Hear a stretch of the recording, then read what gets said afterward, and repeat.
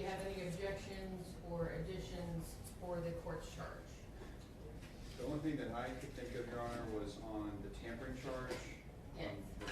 On the verdict form, and the language in there, that it's specified the to wit human corpse to distinguish between the physical evidence of third degree and physical evidence of human corpse of second degree. Well, it's guilty as charged. I mean, we don't put, you know, found guilty of murder with a knife or gun. I agree, I completely agree with that, just that there's a enhancement. I'm aware, but it is guilty as charged. If there was a lesser included, I could see your point with that, but, Understood.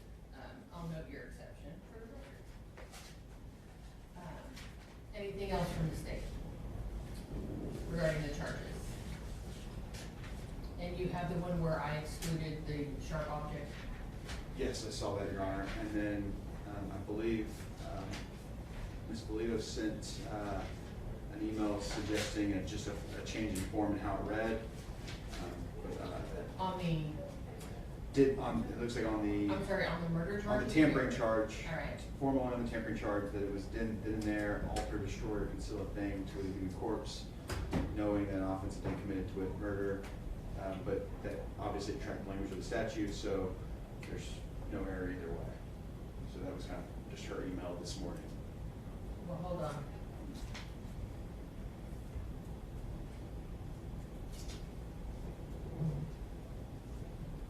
All right, well, I'll look at it. Okay. Anything else from the state? No. And anything from the defense?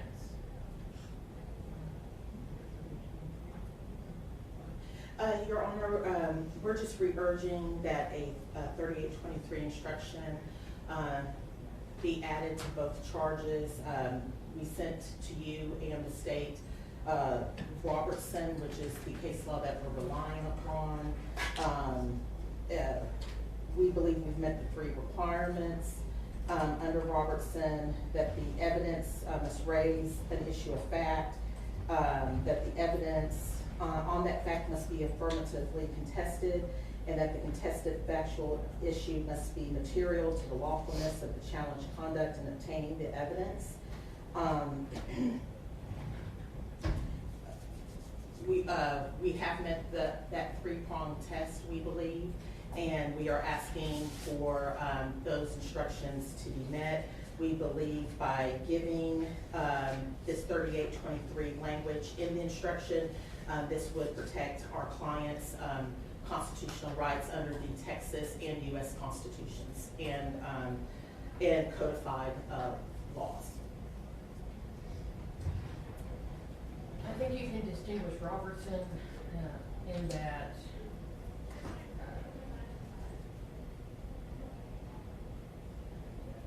the exception under 3823B, wherein the officers were relying on, in good faith, on a search warrant that was signed by a magistrate. The court found, excuse me, that those affidavits were sufficient, and therefore your request is denied, and your objection to the charge is overruled. Your Honor, in order to preserve the record, we would like to continue our objection on this, and I will give you a running objection to the lack of a 3823 charge in the jury charge, and note that your error, or any error that you're alleging, well, your objection is preserved, rather, not error, but your objection is preserved. all right, thank you, Your Honor. Okay. Is there anything else from the defense? Nothing else from the defense on the issue of the jury charges, Your Honor. All right, then, Ms. Dykes, you need to retake the witness stand. The defendant is on cross-examination.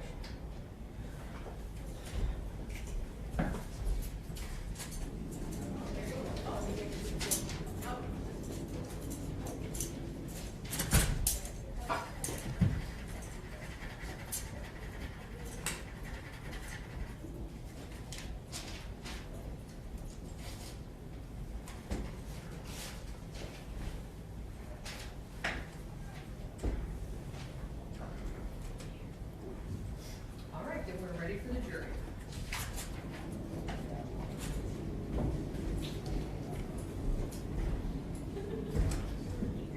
All rise.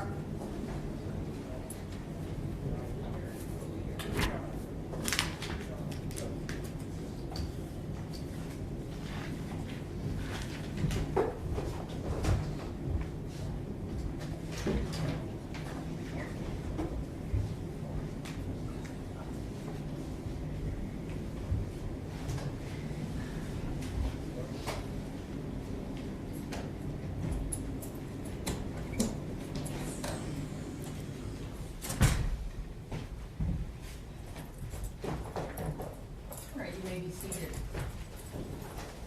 All right, Ms. Dykes, you are still under oath. Ms. Pittman, you have the witness on cross. Thank you, Your Honor.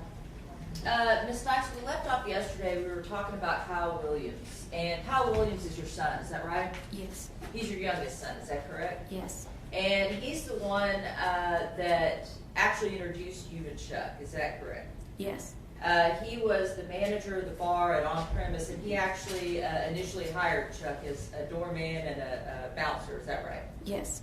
And, you know, Kyle knows Dax, Kyle knows Freddie, Kyle knows all those guys down there that hang out at the on-premise on a regular basis, is that right? He knows the ones at on premise. Yes. Okay. And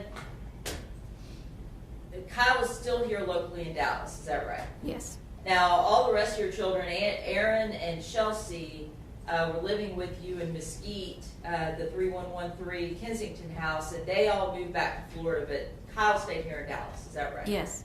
And you and Kyle are really close, is that right? Yes. You guys talk frequently, and throughout the course of when you left Dallas, you continue to stay in communication with them, is that correct? Yes. Now,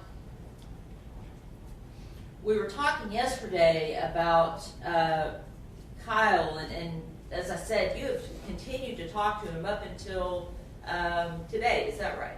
Yes. I mean, as often as you can. Yes. Now, you told Kyle, or you became aware through Kyle in a phone conversation that the DA's office was trying to contact him, didn't you? I'm not aware of that for sure. I don't remember that he mentioned anything like that. Okay. You know that he called you, or you called him.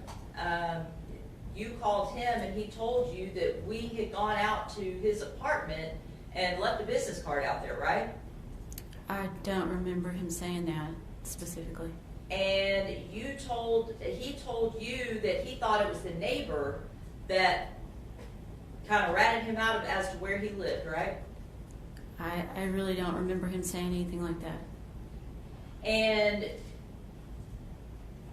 he later told you that he had gotten a subpoena via text message from us, right? He mentioned he had gotten a subpoena via a text message, and I told him I wasn't sure if that was correct service of a subpoena. Because you know the law and you know your way around the courtroom, right? I do know about subpoena service, yes. And you couldn't get a hold of, you were talking to Aaron, again, you talk to him frequently as well, right? I do. And you were talking to him last week, just last week on October 8th. I'm sorry, not October 8th, December 8th, weren't you? I don't really know the date. I talk to Aaron when he's off and I can catch him, so.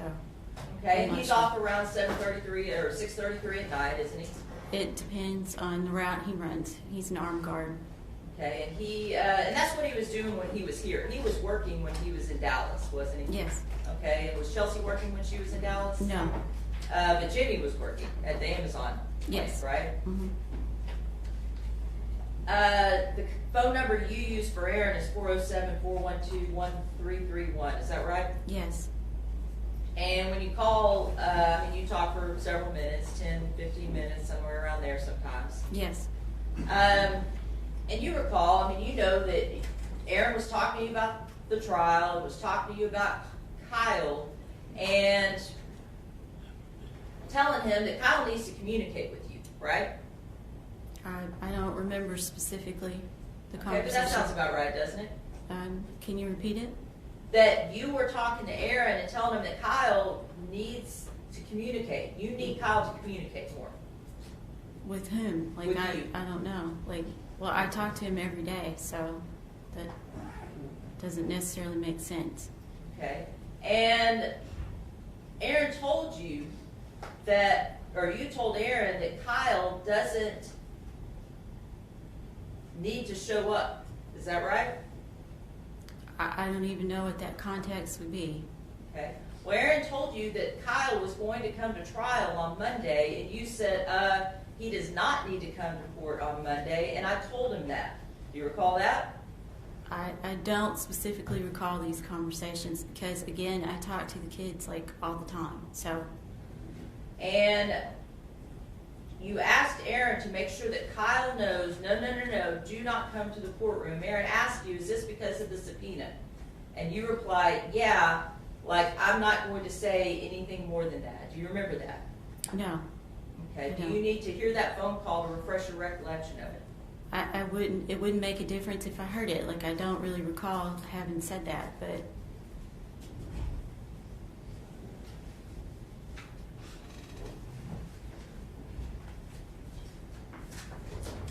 So if you heard your voice and you heard Aaron's voice and you heard that conversation, are you telling this jury that just wouldn't refresh your recollection at all about the conversation?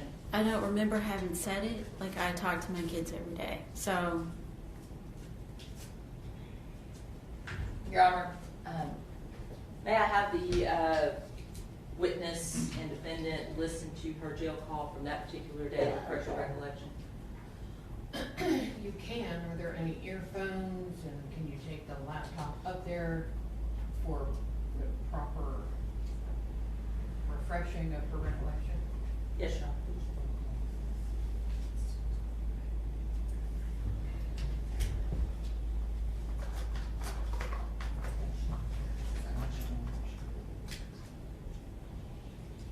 Do you have any earphones for this? 1 second, Your Honor.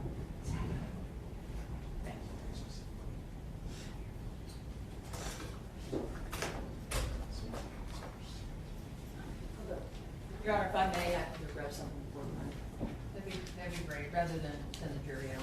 Yes, Your Honor. Thank you. But if not, you can do that.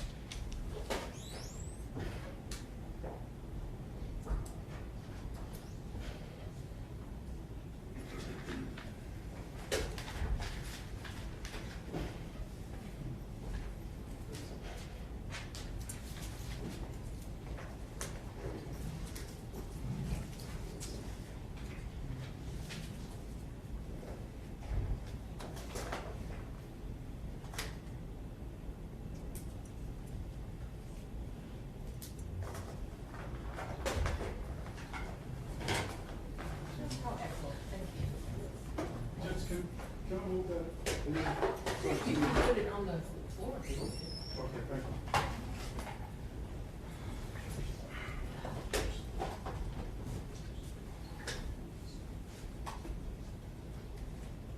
Judge, I'm gonna sit in this chair if that's okay. That's totally fine. It'll go on. Where my luck, it'll fall. Yeah, thank you.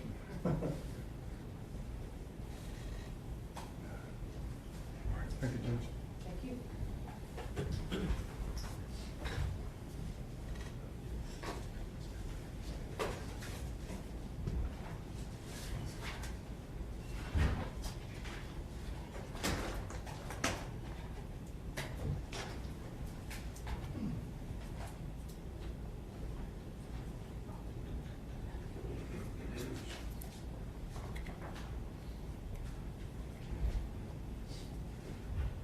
Commissioner Groschel. You-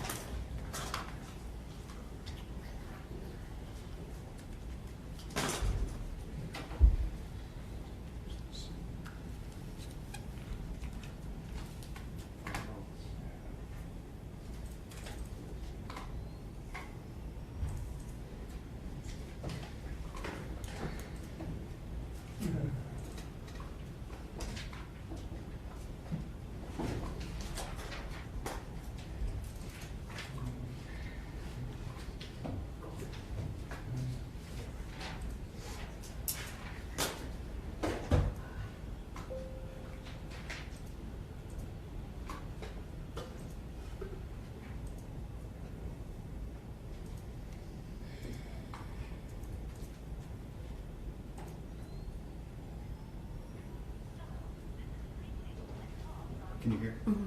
Again.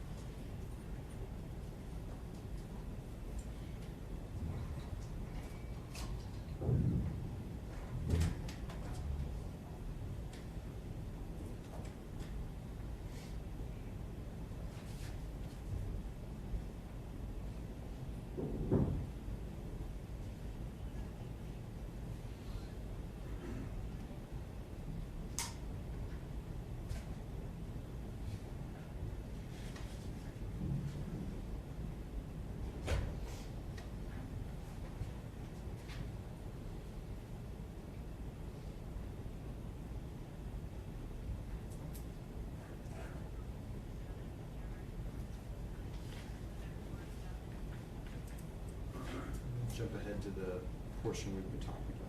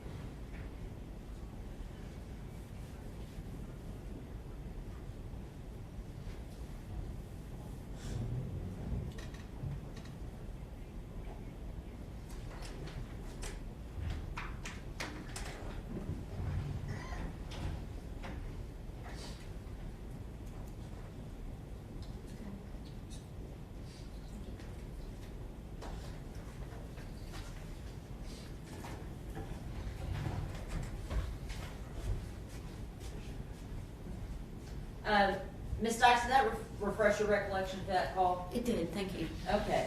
And, I mean, what I was asking you about, the fact that you're talking to Aaron and you're discussing Kyle's appearance here in court, you told Aaron he does not need to come to court Monday. I told him that. Is that right? I did. And she asked Aaron to make sure that Kyle knows, no, do not come to the courtroom, right? Yes. And Aaron asked, is this because of the subpoena? Is that right? Yes, he did. And you said, yeah, like, I am not going to say anything more than that, right? Yes. Okay. Now, Nina actually met Bill when she was like 16, is that right? I'm not sure exactly the age that Nina met Bill, but she was young. Very young, right? I think it was after she graduated high school, so I'm going to say she was probably 18 or so. And they got married shortly after, right? I believe so. She never had kids of her own? No. Now, you made it a point on direct yesterday to tell the jury, Chuck's a violent man, didn't he? I did. And you were so scared of Chuck that after you met him, you bought him a car, right? I did buy a car, yes. And you had to move into your house after your daughter and son and brother moved out, just within weeks, right? Yes. You invested in his rap career, I did. right? And even after he produced something like Defense Exhibit 7, that rap video, you continued to invest in his rap career, right? I did. You were so scared of him that you got matching tattoos with him, didn't you? I did. You were so scared of him that you brought Nina, your best friend of 14 years and now wife, around this man, didn't you? I did. You were so scared of him that you chose his last name after getting married to Nina, right? I chose Beltran. And You were so scared of him that when he had a rap show in Arkansas, you paid for the rooms, you paid for the van, you paid for the slot, and you and Nina went up there to the rap show, right? I did. You were so scared of him that when this all happened and you learned that the FBI was looking for Chuck, you met him in Pennsylvania, 45 minutes away from where Nina's house was. Is that right? I did. In fact, can I push the honor, the witness, Your Honor? You may. It states 404, I mean, that's a map where East Stroudsburg is compared to the city Bethlehem that you said he just showed up at with no notice. Is that right? Yes. Your Honor, state moves to admit states 404 for all purposes. Tendering to defense counsel. No objection, Your Honor. State's Exhibit 404 is admitted for all purposes. Permission to publish, Your Honor? You may. I mean, this is 37.1 miles away, right? Yes. He didn't know where to go. He went to Bethlehem and called you, and you met him there. Actually, he did know the address of the house. Now, you were so scared of him that you all got him a passport in Buffalo, New York, didn't you? We did. You were so scared of him that you actually paid off his child support so that he could go with you to Mexico. We did. You actually left him in Mexico, didn't you? We did. You bought him a Jeep, didn't you? No, we bought the Jeep for me. You let Chuck drive the Jeep, didn't you? He did drive the Jeep, yes. And when you all left him in Mexico, you left him there for a couple weeks, didn't you? We did. And yet you went back and drove from Pennsylvania all the way down to Mexico to pick him back up, didn't you? We did. And when you picked him back up, you guys went to Albuquerque and you drove in 2 separate cars with Chuck all the way to Miami and let him move in Miami into the Miami apartment with you. We did. And then when he left that Miami apartment is when Nina got arrested and then you got arrested and then he was away from you, right? Yes.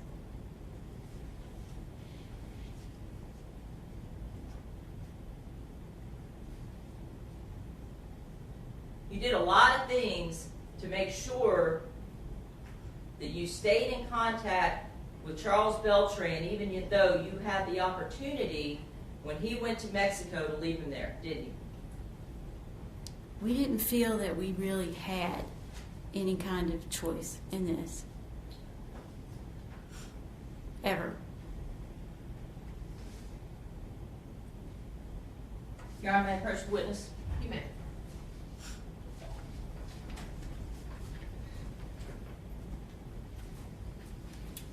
Ms. Dykes, this is State's Exhibit 5, which has been admitted for record purposes. Is this just an identical copy of that, and this one's just typed? Is that correct? It appears to be. Your Honor, we would like to offer State's Exhibit 403 for all purposes. Defense counsel. Oh, no objection, Judge. It's been approved. Is that 2 pages? It's just 403 that we're entering into admitting into evidence, just 1 page of the calendar. Right. State's Exhibit 403 is admitted for all purposes.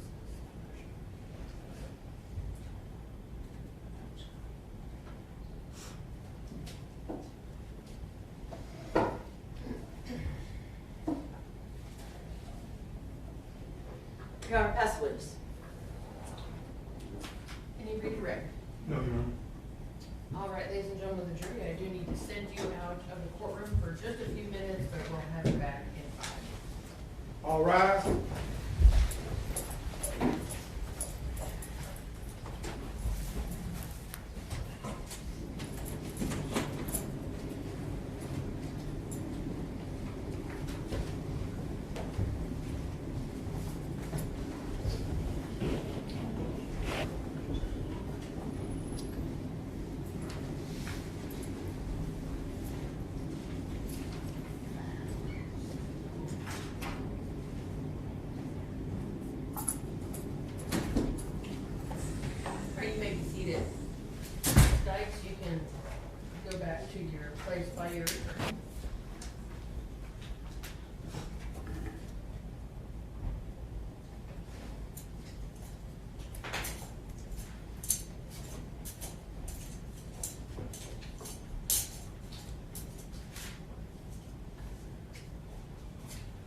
now that we are outside the presence and hearing of the jury, Mr. Brown, the court has reviewed the jury charge language in the tampering case and the state's request to modify it as to form, for it to read more easily. I do think the way that you've written it does make more sense. However, the charge not only tracks the statute, but it also tracks your indictment. So I'm gonna leave it the way it is, the way you all have charged it, the way it reads in the indictment, so. Sure. I do think that if you were to indict future cases with that form change, I think that would probably suffice. All right, do you have any other witnesses to call, Mr. Harris? No, Your Honor, I anticipate we're gonna rest. All right. We will then have arguments of counsel. Will the state open? Yes, sure. How much time do you want? How much time, that's up to you. How much time total? Do you want, I'll give you it's been a long trial. Do you want 45 minutes? 45 minutes would suffice. Yeah, hopefully we get some of that time back, but. I don't anticipate we will.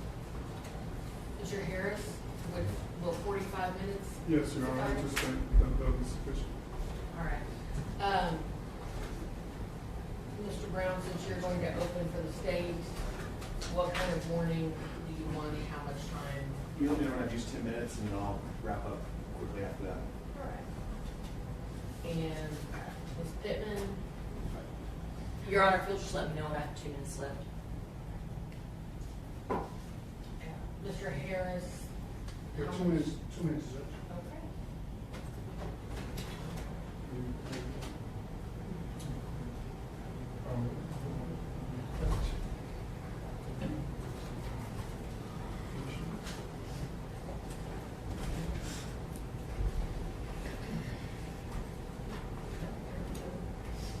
All right, so when the jury comes in, the defense will rest, both sides will close, and then I will read the charges. Is there any objection to the court? I will read the murder charge in its entirety, and then read the tampering with physical evidence charge up until the point both charges are identical, and then the verdict. Is there any objection to the court doing that? None from the state. No, for the defense, Judge. All right. I'll give you a few minutes to gather your thoughts and prepare any evidence that you want to show. Thank you, Your Honor.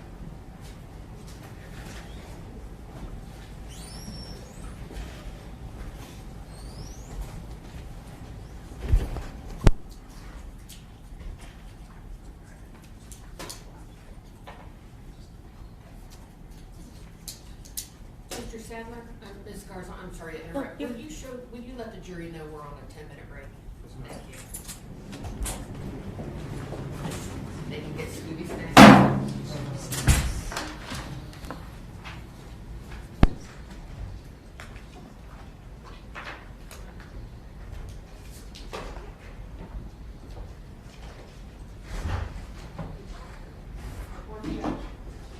Who said that? Oh, hello. Good morning, Ms. Sparks. I like your tone on tone. I'm wearing tone on tone today as well. Yes. Shamelessly copying Ms. Myra McIntosh.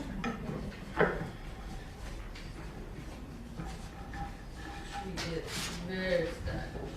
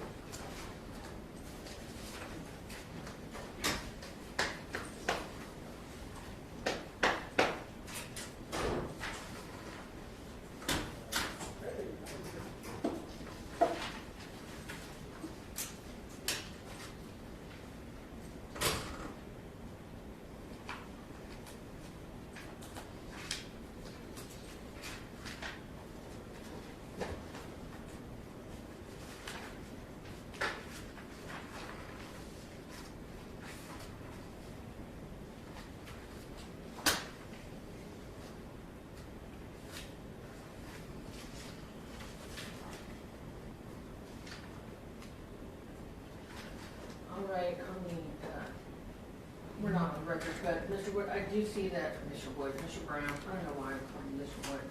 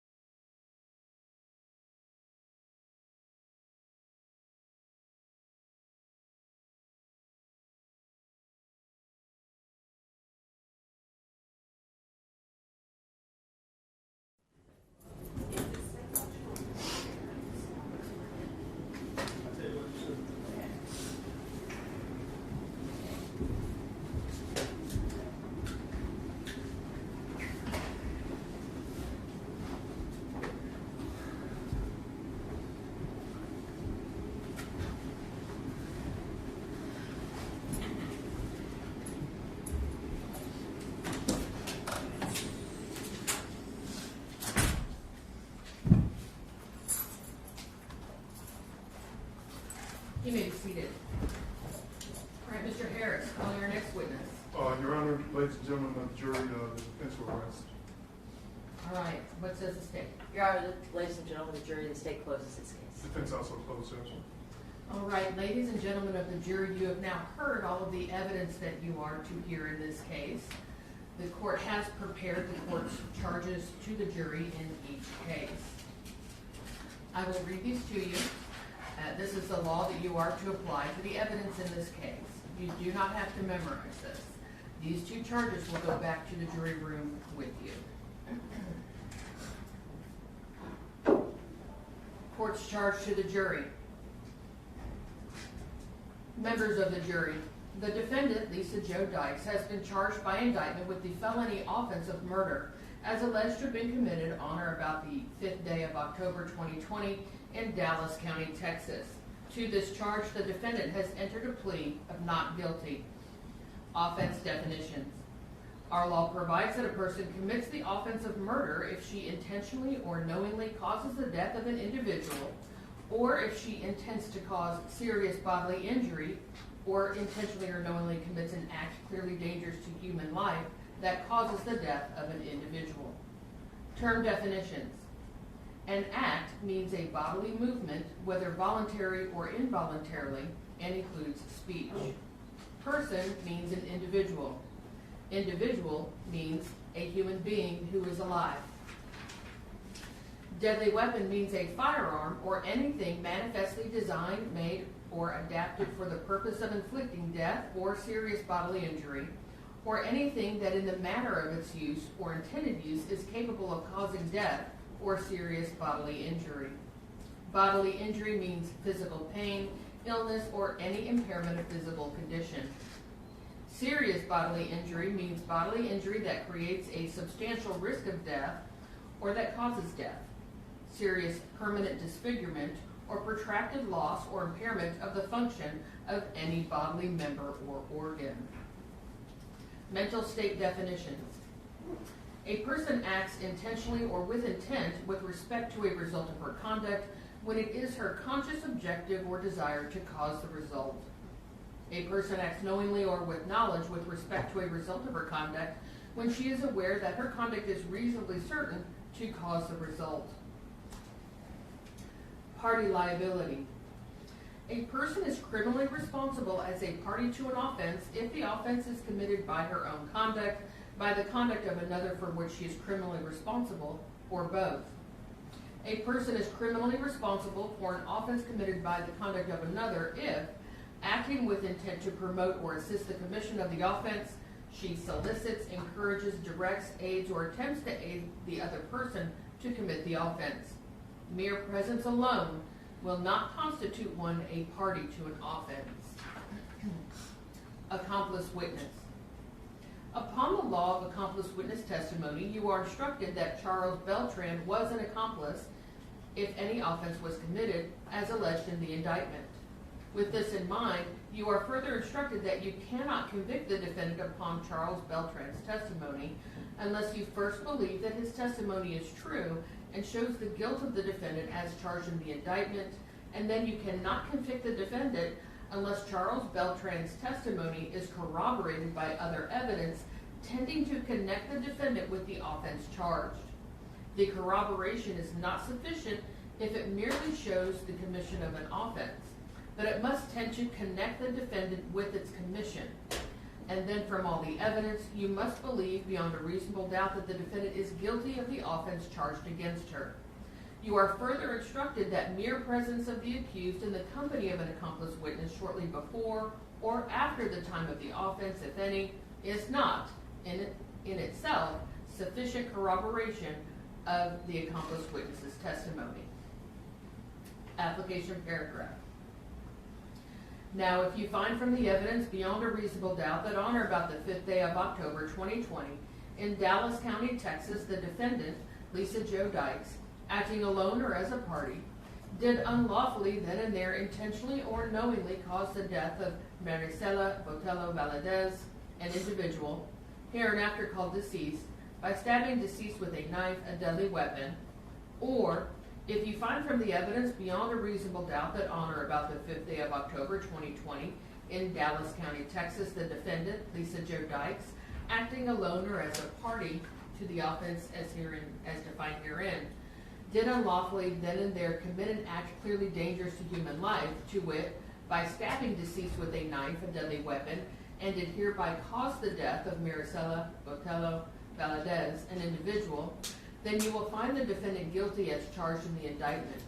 If you do not so believe, or if you have a reasonable doubt thereof, you will acquit the defendant and say by your verdict, not guilty. Indictment. An indictment is the means whereby a defendant is brought to trial in a felony prosecution. It is not evidence of guilt, nor can it be considered by you in passing upon the question of guilt of the defendant.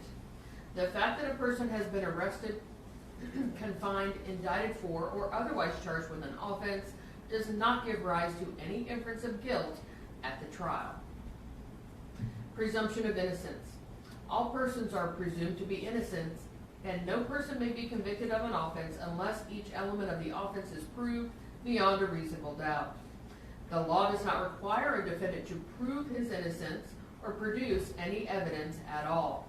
The presumption of innocence alone is sufficient to acquit the defendant unless the jurors are satisfied beyond a reasonable doubt of the defendant's guilt after a careful and impartial consideration of all the evidence. Instruction regarding bias. You are instructed that jurors must be able and willing to make careful and impartial decisions that are not based on bias or prejudice. Do not let any personal bias, prejudice, sympathy, or resentment on your part, or any such personal emotion on your part, enter your deliberation or affect your verdict in this case. All persons deserve fair treatment and equal justice under the law, regardless of their race, national origin, religion, age, ability, gender, sexual orientation, education, income level, or any other personal characteristic. You must set aside your own personal biases and prejudices during your deliberations and base your verdict on the evidence. Decisions based either wholly or in part on unfair stereotypes have no place in a criminal trial and will taint any verdict which is not based solely on the evidence and these instructions. Burden of proof. The prosecution has the burden of proving the defendant guilty, and it must do so by proving each and every element of the offense charged beyond a reasonable doubt. And if it fails to do so, you must acquit the defendant. The burden of proof in all criminal cases rests upon the state throughout the trial and never shifts to the defendant. It is not required that the prosecution prove guilt beyond all possible doubt. It is required that the prosecution's proof excludes all reasonable doubt concerning the defendant's guilt. In the event you have a reasonable doubt as to the defendant's guilt after considering all the evidence before you and these instructions, you will acquit her and say by your verdict, not guilty. Evidentiary instructions. You are instructed that if there is any evidence before you in this case regarding the defendant having committed any offenses other than the offense alleged against her in the indictment in this case, you cannot consider said evidence for any purpose unless you find and believe beyond a reasonable doubt that the defendant has committed such other offense, if any. Even then, you may only consider the same in determining the state of mind of the defendant. Motive, opportunity, intent, preparation, plan, knowledge, identity, or absence of mistake or accident of the defendant, if any, in connection with the offense alleged against her in the indictment. At times throughout the trial, the court has been called upon to pass on the question of whether or not certain offered evidence might be properly admitted. You are not to be concerned with the reasons for such rulings and are not to draw any inferences from them. Whether offered evidence is admissible is purely a question of law. In admitting evidence to which an objection is made, the court neither determines what weight should be given to such evidence, nor passes upon the credibility of the witness. As to any offer of evidence that has been rejected by the court, you, of course, must not consider the same. As to any question to which an objection was sustained, you must not conjecture as to what the answer might have been, or as to the reason for the objection. You are instructed that you are not to allow yourselves to be influenced in any degree whatsoever by what you may think or surmise the opinion of the court to be. The court has no right by any word or any act to indicate any opinion respecting any matter of fact involved in the case, nor to indicate any desire respecting its outcome. The court has not intended to express any opinion upon any matter of fact in this case, and if you have observed anything which you have or may interpret as the court's opinion upon any matter of fact in this case, you must wholly disregard it. You are instructed that it is only from the witness stand that the jury is permitted to receive evidence regarding the case, and no juror is permitted to communicate to any other juror anything he might have heard regarding the case from any source other than the witness stand. Deliberation instructions. After you retire to the jury room, you should select one of your members as your presiding juror. It is his or her duty to preside at your deliberations, vote with you, and when you have unanimously agreed upon your verdict, to certify to your verdict by using the appropriate form attached hereto and signing the same as presiding juror. Your verdict must be unanimous and shall be arrived at by due deliberations and not by majority vote or any method of chance.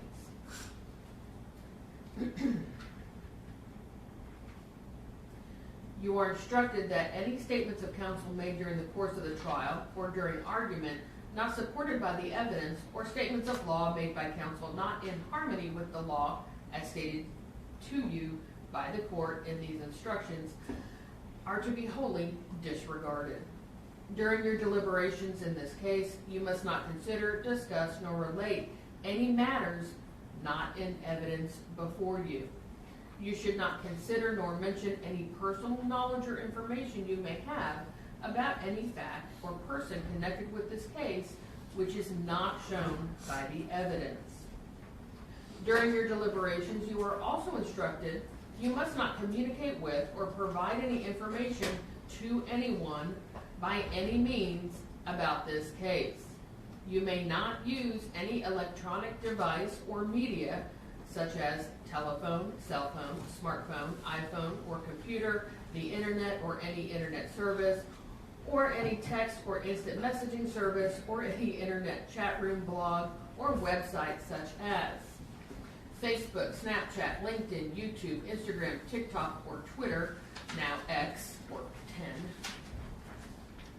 to communicate to anyone any information about this case or conduct any research about this case until I accept your verdict, if any.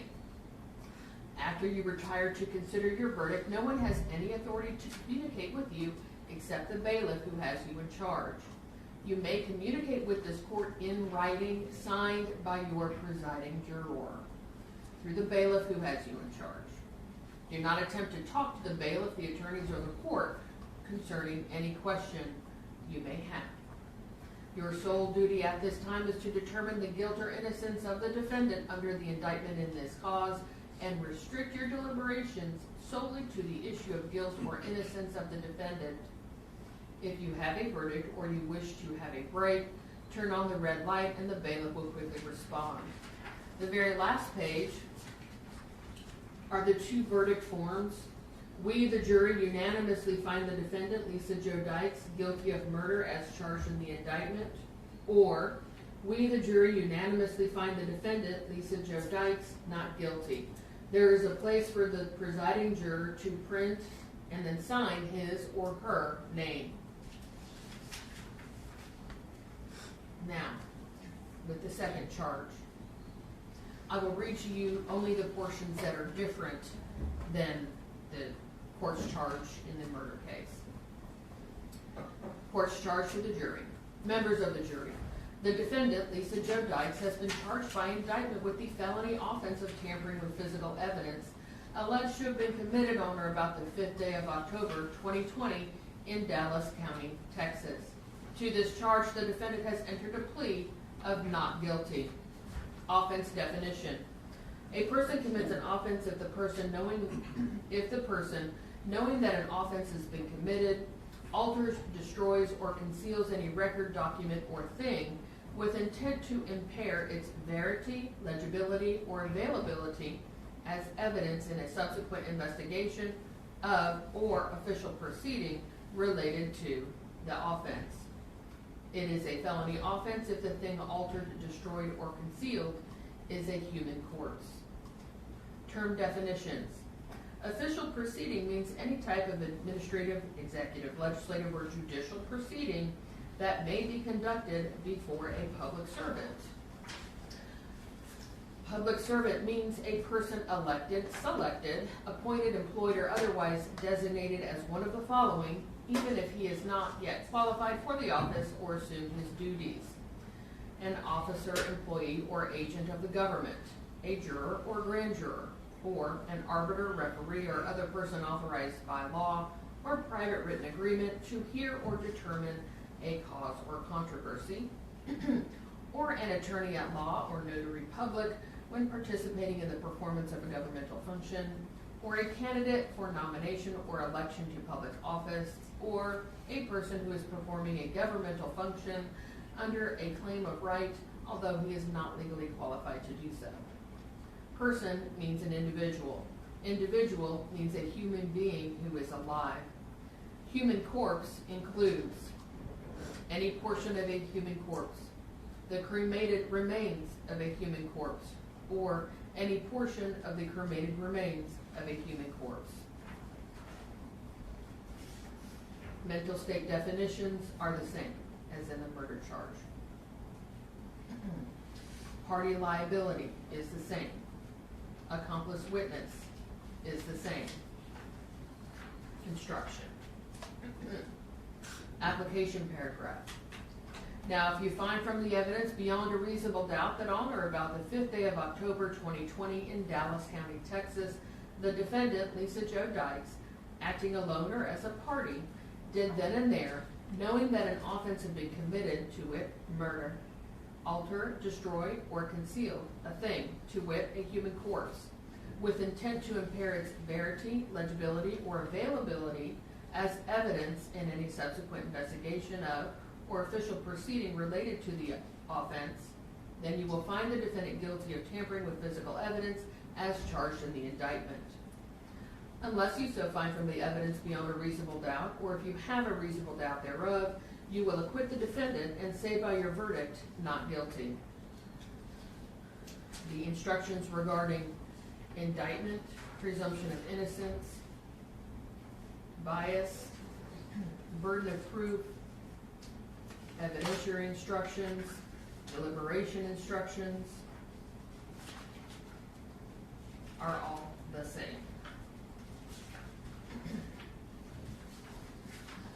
The verdict forms in the tampering with physical evidence case read, we the jury unanimously find the defendant, Lisa Jo Dykes, guilty of tampering with physical evidence as charged in the indictment, or we the jury unanimously find the defendant, Lisa Jo Dykes, not guilty. Again, there is a place for the presiding juror to print and then sign his or her name. We will now have arguments of counsel. Each side has been allotted 45 minutes. The state will open and close. Mr. Brown.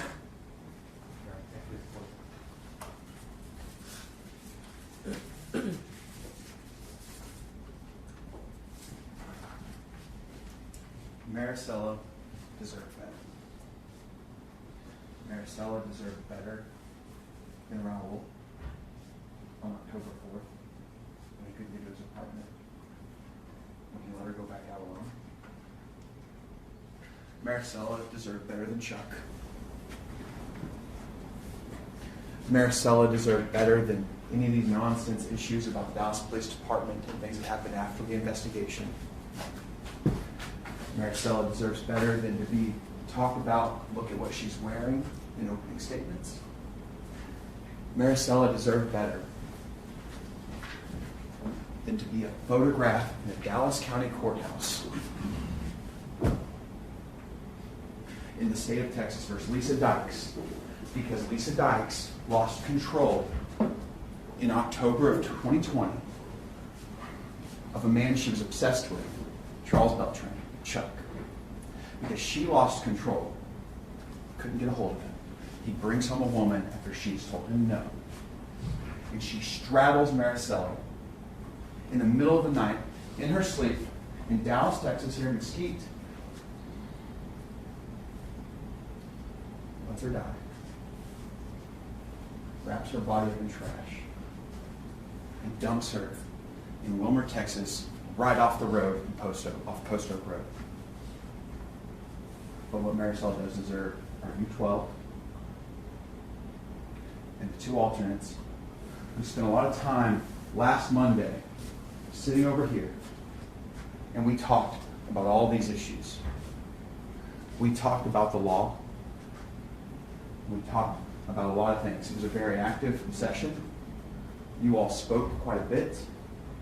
And you are here because you agreed and you said, I can do this job. You are here because you said, I can handle this job. There was nothing about this job that said, I can't do it. All 12 people. Right? In jury selection, last Monday we talked about what is beyond a reasonable doubt. We talked about there's no legal definition, but obviously it cannot be 100%. 3 people in that room that night. It's not 100%. It's not beyond all doubt. It's not beyond all possible doubt. You all agreed with that, right? It's all about being reasonable and using your common sense. Keep that with you throughout this, right? We talked, and just to put this out there, right? There should be no doubt in your mind Marisela is killed in that bedroom that evening, in the early hours of October 5th. Look at all the evidence you have. There is no doubt of that. We talked about this. What is that a picture of? Many of you knew right away. Some maybe need some more. So let's talk about that. How does that relate here? Maybe one of those puzzle pieces is Chuck's testimony. Right? A pretty important piece. It's not the only piece. Right? We've got those call detail records that show this defendant, Nina Marano, right where that body's found. Right? We've got Lisa Dykes calling into work October 5th. We've got the DNA results that Marisela's blood is in the carpet pad of that Kensington address. We've got that Lisa Dykes quits her job on October 16th. The week news articles start to surface about Marisela missing. We've got that's the day after she gets a call from the FBI. And that she lied to the FBI. We've got the whole picture, right? Like we talked about, are you willing to get back there with circumstantial evidence, lay it all on the table, and weigh it all with one another? See how those pieces fit together. How do they all come together? What checks back with what? Take away Chuck's testimony, right? Start with Chuck's testimony out of that puzzle piece. That's all accomplice law tells you to do, is that does his testimony make sense? Is it corroborated by anything else? There's not any specific thing that has to be corroborated, just is his testimony corroborated about the offense that took place and her involvement? And it is. The motive, all kinds of things are corroborated each step of the way by what Chuck says. But take his puzzle piece away, put everything else on the table first. Don't look at just the one piece, right? The defense has, you heard Ms. Dykes, she's got an answer for every single puzzle piece. That they're all just unlucky coincidences.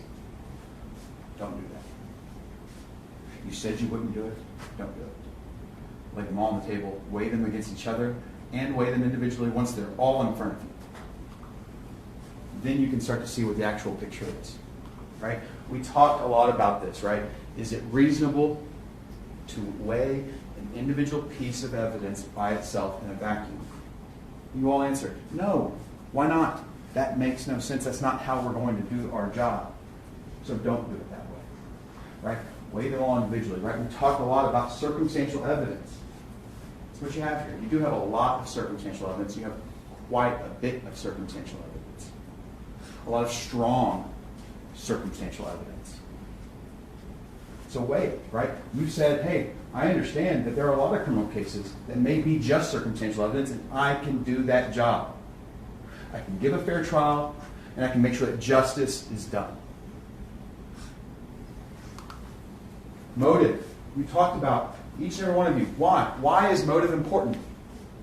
You answered about why motive is important. You heard people answer. Of course, that is an important thing for us to know. And you have plenty of evidence that you've heard about this trial as to her motive. The only person with motive and a reason to kill Marisela October 5th, 2020. We talked about his evidence, his flight and evidence of guilt. Absolutely, you all said. Weigh it. Consider it with everything that you have. Okay? We talked a little bit about the law of parties. It's in your charge, right? Because obviously you have multiple people here, right? That you're criminally responsible if you do something with someone, committing that criminal offense, right? If you aid, you encourage, you solicit, right? You help in some kind of way. Everyone understood that. And that's also why Charles Beltran is guilty of tampering with a human corpse, because whenever he sees this happen, and he tells Lisa, instead of calling 911, fine, take care of it, and she says, grab Nina, and he does, he has now aided, assisted, and helped. And he took responsibility for that. And his punishment's being assessed.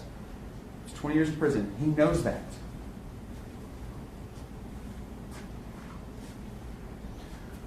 We talked a little bit here also about the witness testimony, right?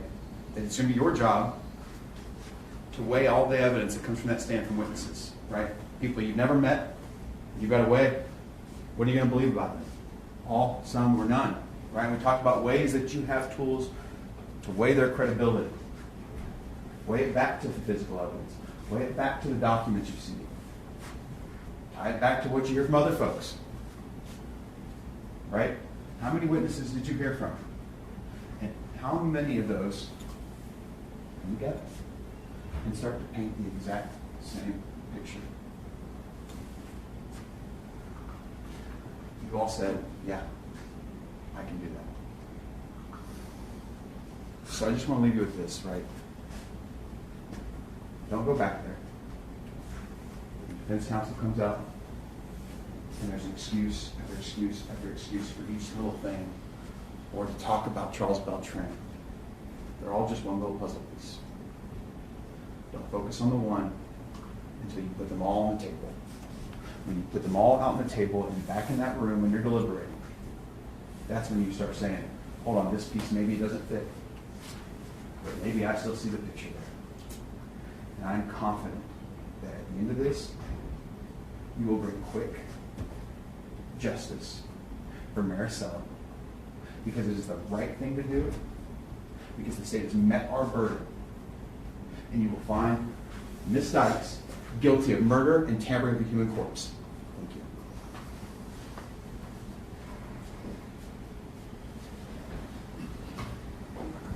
Thank you, Mr. Brown. Mr. Harris. Thank you, Judge.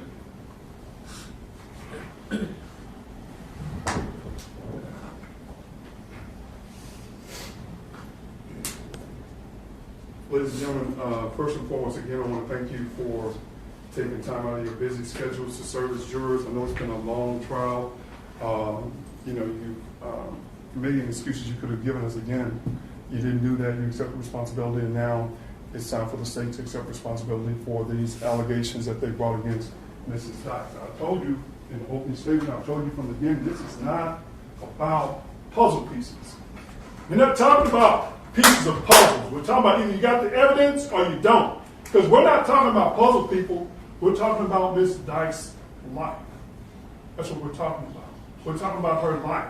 Whether she's going to be labeled a murderer, whether she's going to be labeled a felon. They have the obligation to bring evidence that proves this case beyond a reasonable doubt. They haven't done that because she's not guilty. She did not commit the offense as Charles Beltran told you. And they're absolutely right. Marisela does deserve better. She deserved better than DPD gave her, than Detective Ramirez did in the investigation of this case. I submit to you, it's one of the worst homicide investigations in Dallas County history. You know, we talked about false confessions and how they typically lead to wrongful convictions. You know, this was a terrible investigation. I had to call Detective Ramirez to put her on the witness stand. They don't want to support her. I called her so you could see her, you could hear from her, and understand how she botched, how they botched this investigation up. Because she had blinders on once she believed she knew what happened in the case and how she manipulated Charles Beltran into putting it all on Lisa Dykes and Nina Marano. False confessions? Do you think I'm just talking? Do you think I'm just talking? I'm not just talking. Nina Marano was charged with murder based on statements of Charles Beltran. That was whenever, years ago, when they got charged. Back then, they just dismissed that case. They've been talking to Charles, getting him ready to testify at least 4 or 5 times with the state and his attorney, preparing him to testify. Talking about all the inconsistencies that even after he talked to the detectives the first time, he still had. Ladies and gentlemen, what I'm trying to tell you is you cannot believe Charles Beltran. He's a liar. You know that because he gave story after story after story after story. These girls will have to believe, oh, he's such a, sugar bear. She's a sugar mommy, he's a sugar bear. He's so gentle. Well, if a gentle person had witnessed the horror that he's alleging Marisela went through, don't you think that would have affected them somehow? Don't you think that would have affected them in some manner? Everybody that came in contact with Charles said he acted normal. He acted normal. Ladies and gentlemen, I don't know what happened to Marisela, other than she got her teeth knocked out. But what I do know from her family, from her friends, they all told you that she smoked weed, but she was not the type of girl that would go on a one-night stand with somebody like Chuck. I submit to you that what the evidence shows is yes, she met him, she wanted weed, but that's all she wanted from Charles. But he wanted more. Remember he said, if you come to this room, you're going to have sex. That's what he said. That's what he meant. I submit to you, I believe the evidence showed that he did take her to the apartment, somehow get her over to the house, wanted to have sex with her. She didn't want to have sex with her. Either he hits her in the mouth, I don't know who hits her in the mouth. Somebody knocks her teeth out. And I wanted to make sure I made a big point of that with the dentist. Those teeth, she had her teeth at 7-Eleven. Now her teeth are missing. That is physical evidence. Men lie. Women lie. Physical evidence does not lie. The drops of blood that were on that carpet are more consistent with someone having their teeth knocked out and bleeding, and then someone later trying to get it up, than a stabbing. That's why he's backing off the stabbing now. That's why they're backing off that she was stabbed. That Lisa's standing over her and she's stabbing her. Because any crime scene expert, officer, knows that when you stab someone, ladies and gentlemen, the knife goes in, the blood comes out. The knife goes in, the blood comes out. The splatter is against a wall. Especially, that's why I had him do the demonstration, if you throw someone against a wall that has blood over them, you would anticipate that blood go on the wall. There's no blood on the wall. There's no spatter on the floor. There was no tussle, no struggle, the way Charles Beltran lied to you about. The physical evidence does not support that. Men lie, women lie. Physical evidence does not lie. If this was a stabbing, where is the blood spatter? Stabbing. That's what they have to prove in their indictment, beyond reasonable doubt. Stabbing. Stabbing. Now, to submit to you, he's pausing because, see, now they know. He's talked to the detectives, he's talked to the state all these times. They know that wound don't show blood spatter consistent with a violent stabbing. Imagine, ladies and gentlemen, if it did happen the way He said, she's in such a rage. She's so angry. She straddles her over the bed. The bed is right there on the wall. Where's the blood? They're struggling. They're both up. She's trying to get away with them. Where's the blood? Where's the blood? You can't get the blood up, ladies and gentlemen. You can make it appear like it is up, but you can't get the blood up. It's still going to show when you do that, the blue star. When Lisa is supposed to be going back to her room or going back wherever in the house to get out of this gown that clearly would have been dripping. I don't want to talk about her injuries. Just the gown. She's supposed to be naked. Marcella's supposed to be naked. Where are the blood droppings? Where are the blood spatter? It's not there because it didn't happen the way Charles told you. It didn't happen that way. There's no evidence, other than Charles Beltran, that she was even killed at Mesquite. I submit to you, when you look at all the evidence, and they have to prove this. They have to prove this with evidence beyond reasonable doubt. They have to prove when she was killed. Look at the autopsy report. It says March 24th of 2021. You know that's not true. That's when they found the body. They have to prove that. Even as far as when the body got to Wilmer, where it was located, because of all the animals scavenging out there, potentially moving the body before it decomposed. You don't know when the body got there. So they say, okay, their phone's pinged. Let's talk about that. The phone's pinged in the Wilmer area. Well, if you look at the report, and I'm not going to pull it for you, you'll see all the towers. You got one in Wilmer. You also have one in Hutchins. I submit to you that the ping from their phone is because they went to the FedEx location in Hutchins. If that FedEx location wasn't there, trust me, they tell you it is there. That is what happened. Coincidence? What? There's no evidence that the body was even out there on October the 5th. Not one shred of evidence. Not one shred of evidence in regards to when the body is out there, other than the fact that they found it on the 24th. And I said it to you, I don't believe the body was out there because you got those, remember the FBI agents say they went to the area that they felt like the phones had pinged. They went to the whatever landfill, the area with the cement and stuff. They went out there. You got FBI agents combing that area looking for any evidence regarding Marcella's missing body. Nothing. It's later when the whoever is putting the traps out, and that's how they end up finding the body. But when they initially go out there, again, there's no evidence that that body is out there. But they need that because they have to have cooperation. They have to have cooperation. They don't have it. The blood does not corroborate the fact that Marcella was stabbed. I'll submit to you is just as consistent that blood came from her teeth being knocked out. The phone pings does not corroborate that this offense took place the way Charles Beltran told you. It's not corroboration, ladies and gentlemen. It's not.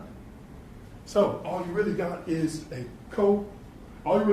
accomplice witness putting it all on Lisa Dykes. And that's important, ladies and gentlemen, because again, I wish you could have heard his interview with Ramirez and Ortiz. You know, all the lie after lie after lie he told about, again, not knowing what happened to Marcella's. I dropped her off. I thought she took an Uber, lie after lie. And it was only after, hey, they're going to say, you're the monster. And let me also touch base on, look, I didn't say nothing negative about her dress. It's how the kids dress.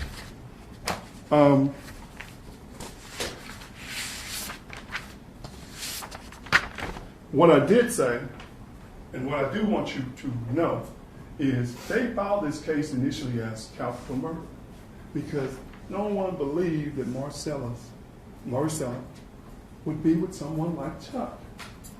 He knew that. He knew that. That's why he said, well, why did you call the police? Because I didn't think anyone would believe somebody like me. What do you mean somebody like you? Somebody with a record like mine. Somebody with a history of violence. Somebody like me. That's why. I didn't want to get in trouble.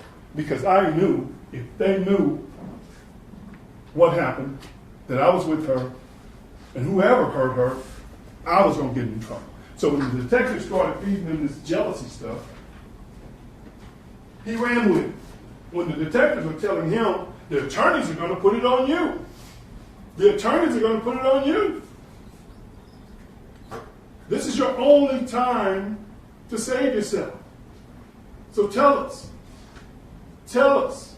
And that's when he starts filling in the false allegations about Lisa and about Nina that I submit to you lead to false and wrongful convictions. Yeah, wrongful convictions, because that's exactly what would have happened if a jury heard these allegations that he made about Nina assisting in the stabbing. Nina's assisting in the stabbing, and they went back and found her guilty. Because finally, he says it's not true. She didn't assist. She didn't assist.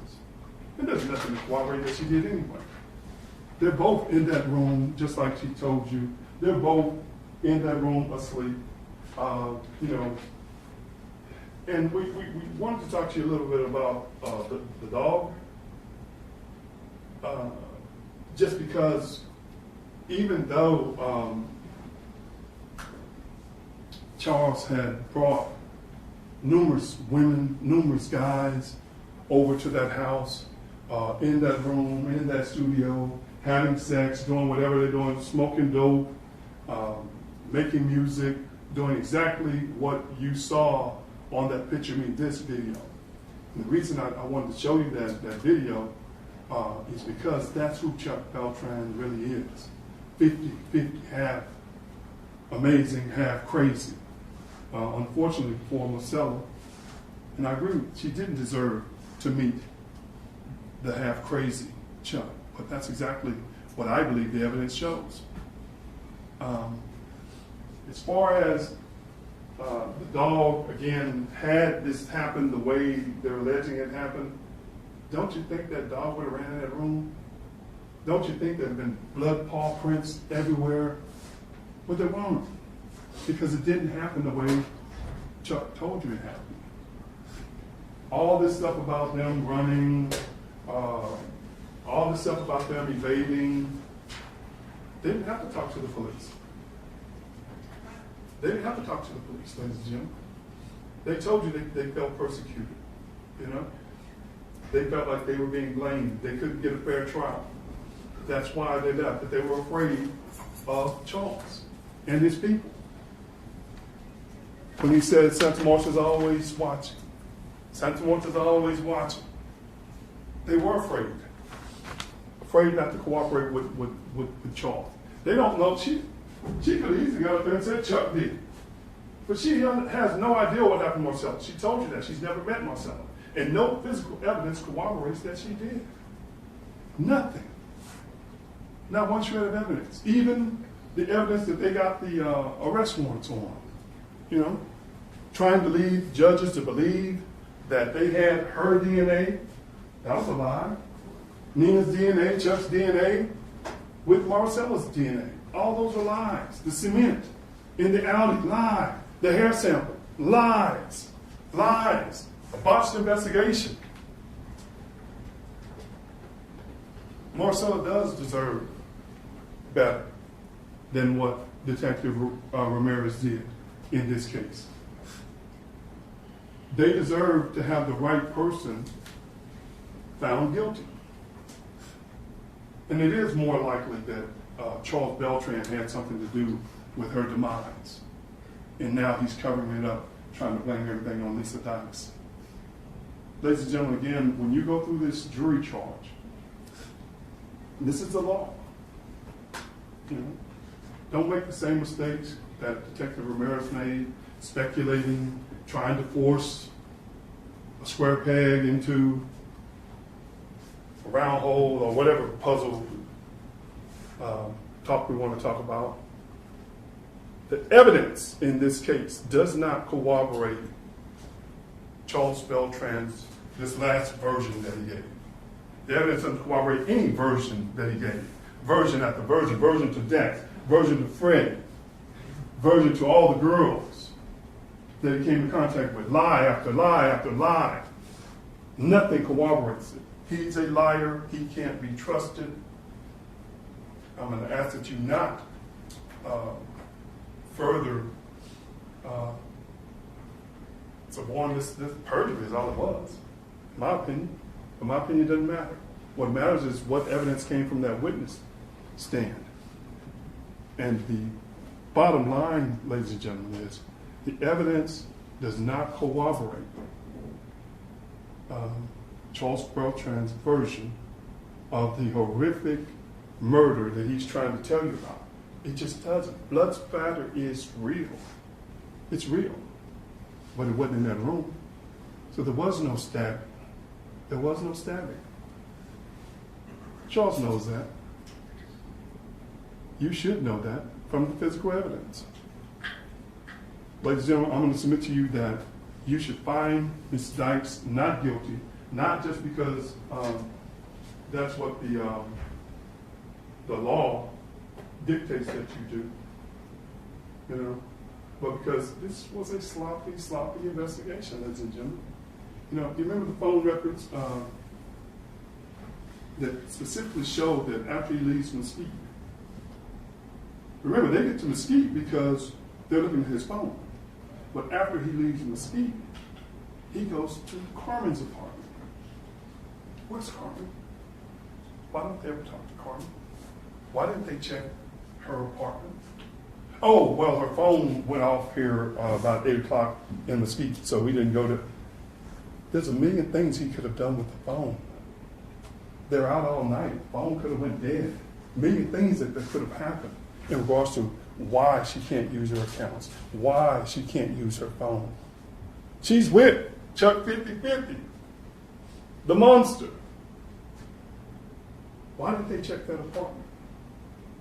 Was there evidence there at Carmen's apartment?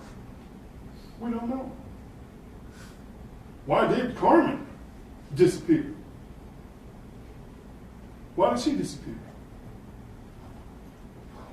Ladies, again, we're going to ask that you find Ms. Dykes not guilty because that's what we believe the law and the evidence dictates that you do.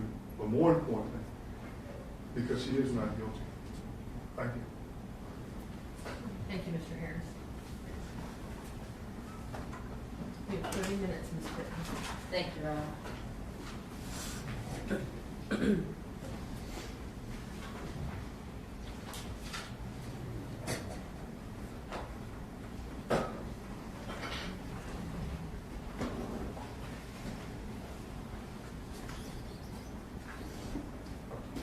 Ladies and gentlemen of the jury,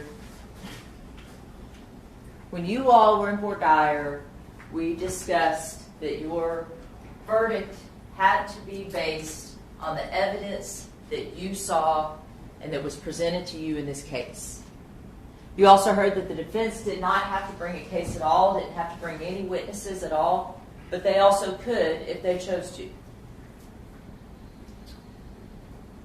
You've heard that you can make reasonable inferences, again, solely based on the evidence. But what you can't do is what you just heard Mr. Harris do.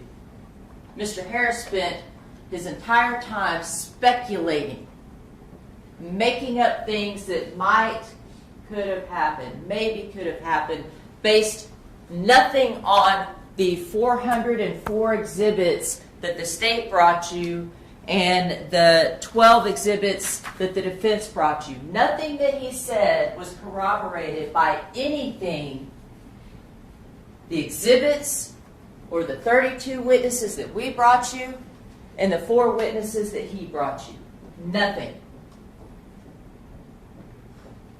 Nothing at all. Ms. Dykes took the stand, and when you assess witness credibility, the first thing you need to do is see, is their testimony making sense? Is it backed up by anybody else's testimony? And in this case, she swore on direct and swore on cross over and over and over again that she had no romantic or sexual relationship with Charles Beltran.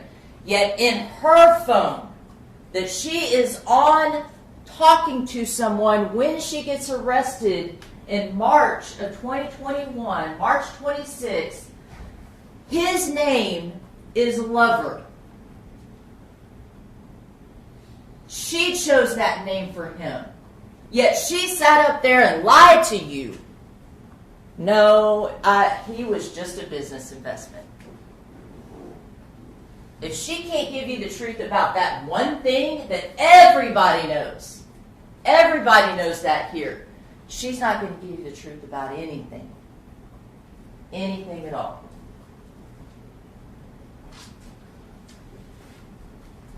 Let's read this conversation. She reaches out to Lover, Charles Beltran, and says, "Hey, love, we good?" Takes some time before he responds, and so she says, "Guess not." She wants to know, has he said anything yet? She knows he's the one that knows what she did to Marisela Botello in that room. He's the one that knows, and she kept him close for months. That was her choice. She is not the victim here. She is not the victim here. Marisela is the victim. We good? Guess not. Finally, he responds and says, "Yeah." "You?" She says, "Yep, I'm still hanging on. Attorney is seeing the wife today." He says, "Okay." She sat up there and told you she didn't have a choice about Charles Beltran, but yet her next message is, "I really wish we were together." It's hard to watch your own back. And tells him you can't trust anybody either.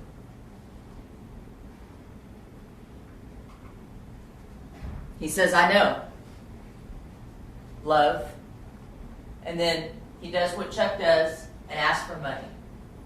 He needs to change vehicles. That Jeep that she said was hers, but that he has and drove to Dallas and to New Orleans before he went to Utah, that's in his possession, not hers.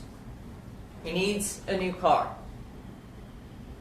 She says, "Yes, as soon as I see the attorney." I had to pay him up front, big gamble, but there doesn't seem to be any issue as long as she signs off. Use your reasonable inference. That right there is evidence, and you can use a reasonable inference as to who she's talking about. She's talking about Nina. Nina's arrested and sitting in jail in Miami while she ran to Orlando. She said, "I called the jail myself." What'd they say?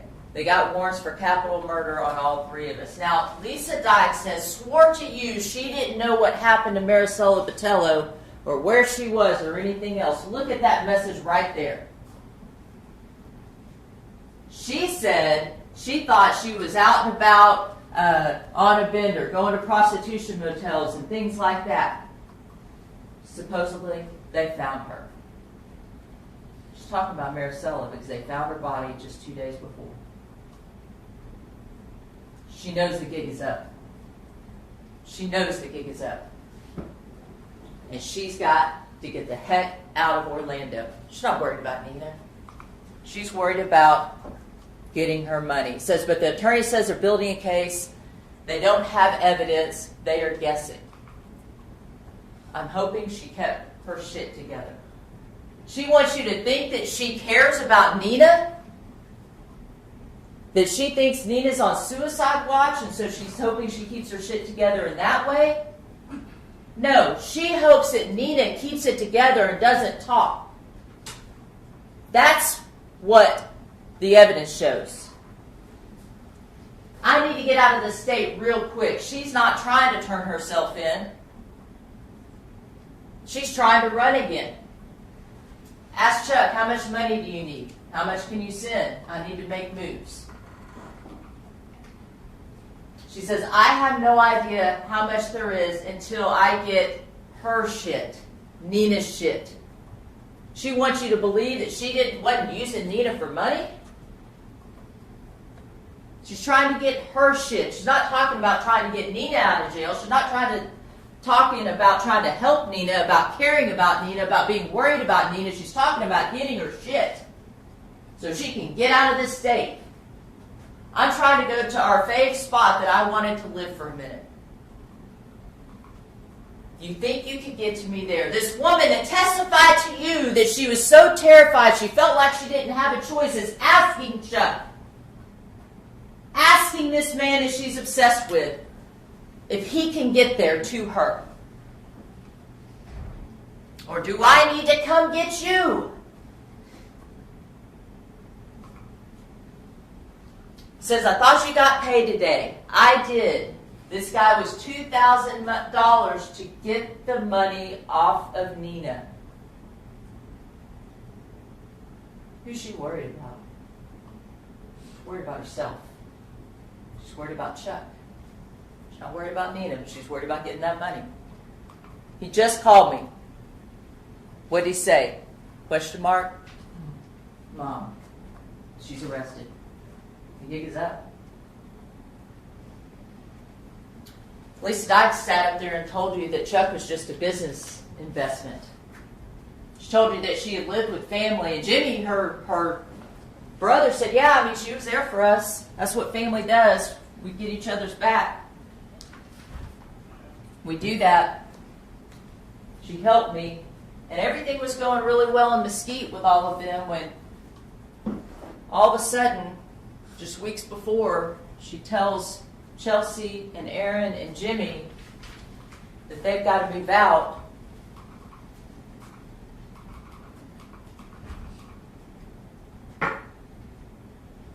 Just weeks before, she met Charles Beltran.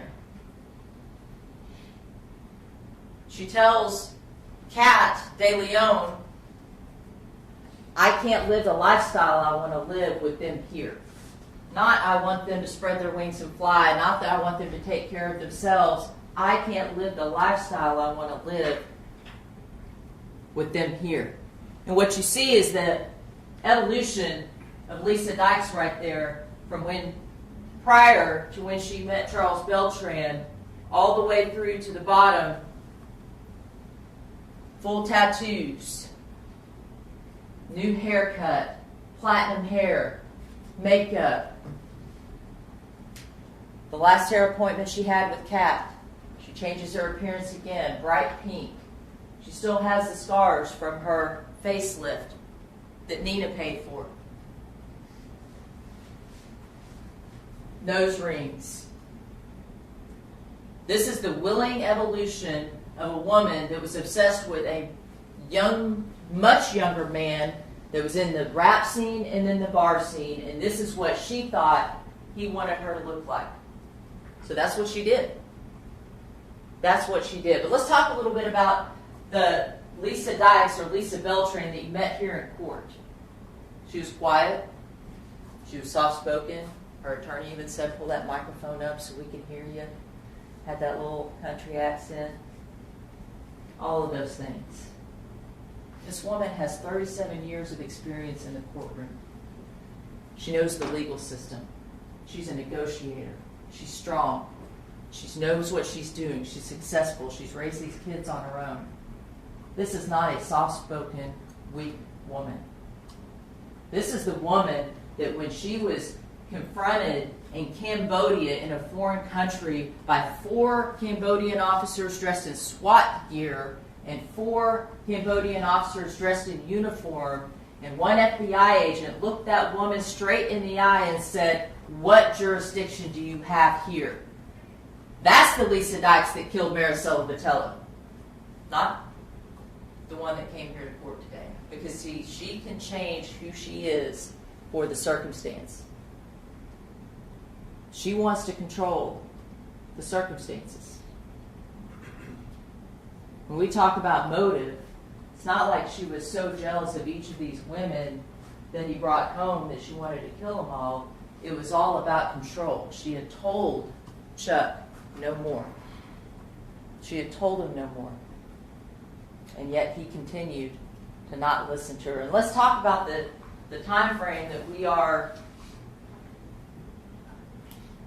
talking about. We're talking about in October when she had just spent all this money on Chuck for a rap concert on October 3rd. I'm sorry, on October 4th or October 3rd in Arkansas. The van, the spot, the hotel rooms, the booze. She's walking around in the club. She's getting around just fine. She's done that all for him. All for him. And how does he repay her? Does exactly what she told him not to do. This last slide, ladies and gentlemen, you heard Kat De Leon talk about her hair was always platinum. Always platinum, maybe some streaks of blonde, something bright. This is what she chose to do for her appearance when she was in Florida. Make no mistake about it, she is trying to hide. She is trying to change her appearance, and she's not trying to be found by the FBI, by the Dallas Police Department, by the Florida Department of Law Enforcement, by anybody. Now, again, Ms. Dykes, this chart shows the nexus between all the witnesses that were called in this case and the people talked about in this case and how they were related to each other. Ms. Dykes got the benefit of hearing every single person in here talk. And what did she say? Of course, she starts with Charles Beltran's a liar. We'll get to his testimony in just a minute. But Charles Beltran's a liar. Her brother's a liar. Her co-worker, Olivia Martinez, is a liar. Kat De Leon, her hairdresser of years, she's a liar. Jamie Scarpa, that she's met one time, that woman's a liar. Chuck's girlfriends are all liars. Freddie Chapman, when he says that she's driving, he's a liar. And so is Dax Stevens.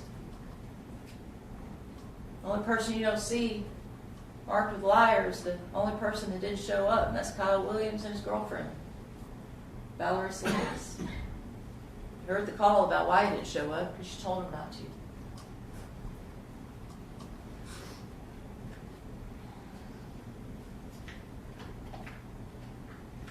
Ladies and gentlemen, the jury,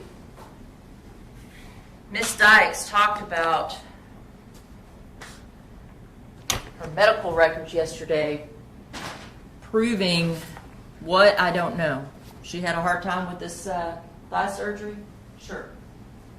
If you read through this, what you'll find is that you have a non-compliant patient, a person who wants to be in control, is not listening to the doctors and causing her own problems. But more specifically, when you look at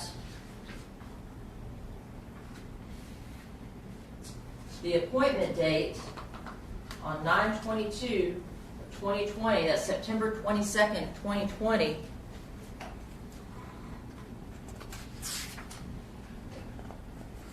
it talks about how on that day she's discussing with the individual that is looking at her. The notes indicate that Miss Dykes tells her on that weekend, I have a trip to Los Angeles planned.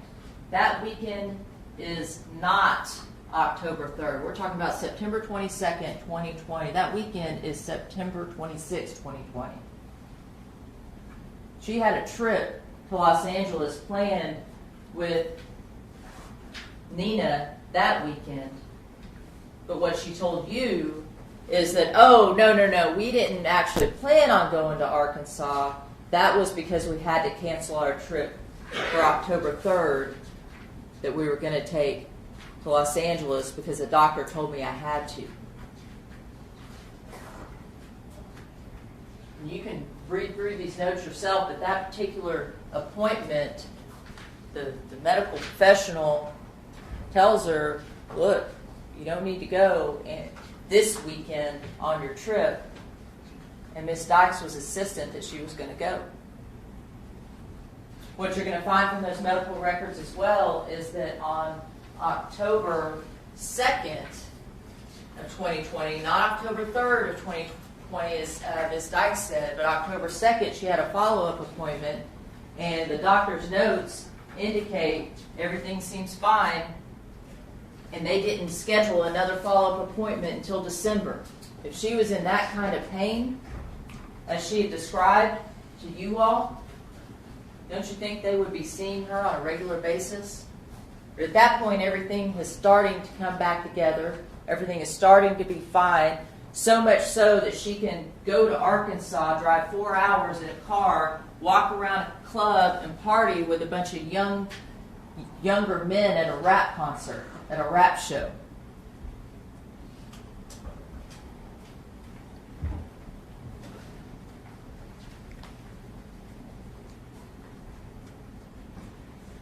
In October of 2020, Lisa wants you to think that all of these are coincidences. That she renewed her lease, which shows that she intended to be there for a full year, although she testified that, hey, we were already planning on going to Florida. Her lease documents show otherwise. She's planning on being in Texas for a while.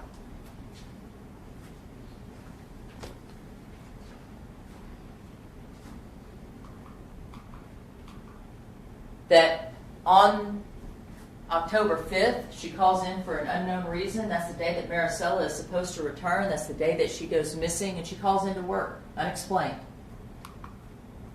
Her call records show her down in Wilmer. Coincidence that the very next day, her wife, Nina, is desperately searching passport offices. How to get a passport fast. How to change your name on a passport fast. The very next day. Lisa's hair in her last appointment goes pink, and there's continued passport Google searches. The very first news article that comes out about Marisela is a WFFA news article on October 11th. Nina urgently wants to sell her Pennsylvania home the very next day. Calls Jamie Scarpa and says, I need to list it today. Not in a week, not let's sit down and talk about it, today. That's just a coincidence. Lisa gets a phone call from the FBI. She tells all her coworkers, oh, it's fraud, it's fraud. It wasn't a real person. But tells that FBI agent that she could see on the Ring camera was legit, and tells him, you know, I haven't seen him in some time. I don't know where he is. I don't know his number. I don't know how to get in hold of him. The very first time she's contacted by law enforcement, she lies. And then the very next day, she quits. Unexplained, just out of the blue, according to her coworker. Is that just a coincidence too? These are all just in October. October 31st, that first search warrant in the Kensington house looked like they had moved quickly. It was abandoned, property left there. But the blood had been cleaned up. That blood had been cleaned up for sure. And that's her house. Make no mistake about it. She knows what goes on in her house. She's in control of what goes on in her house.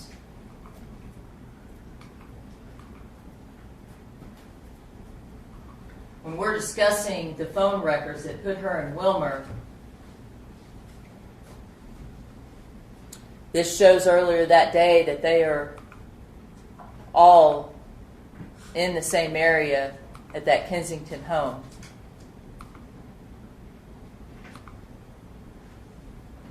And if you'll recall Mark Sedgwick talking about the green arc, that timing advanced record, that is a different record that you get from Marisela's phone because it's a different provider, and that's almost real time. And you see right there in the middle, she's at that house. That yellow square indicates the Kensington, 3113 Kensington house. She's there. She's there with Chuck. Then you see the next day, you heard Chuck's testimony. He left out of there, and he didn't go back that day. And his phone records support that.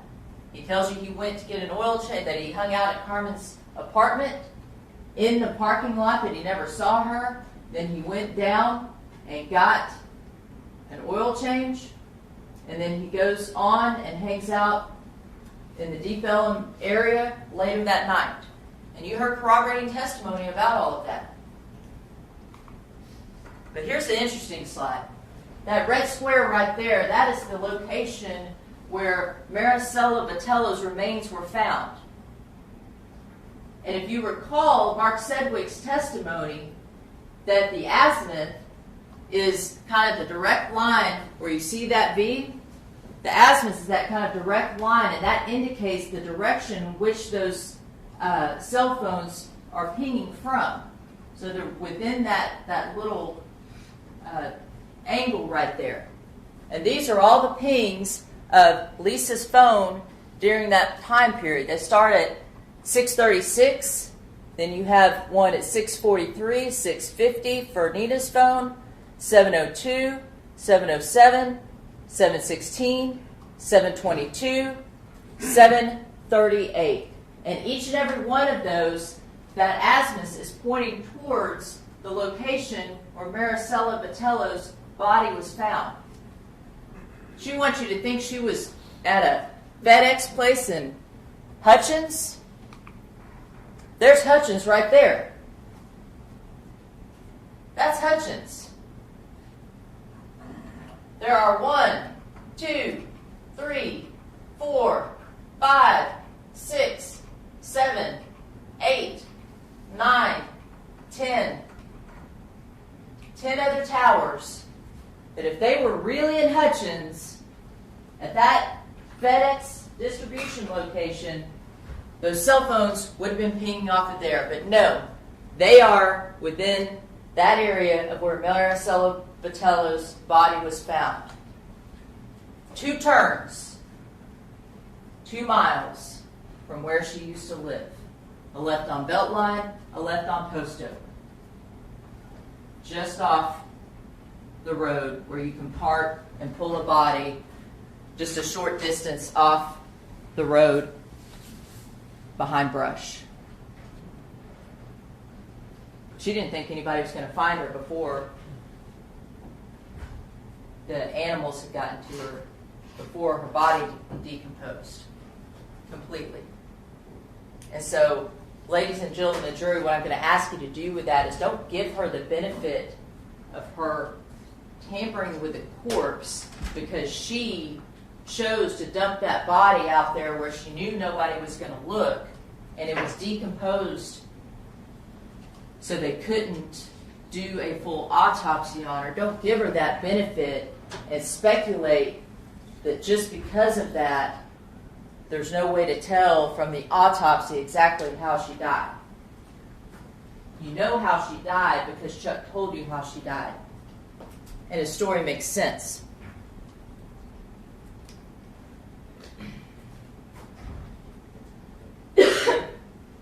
When it comes to Charles Beltran, we brought you his testimony, but we didn't bring you his testimony uncorroborated. We didn't just throw him up there and say, tell your story, and just leave it at that.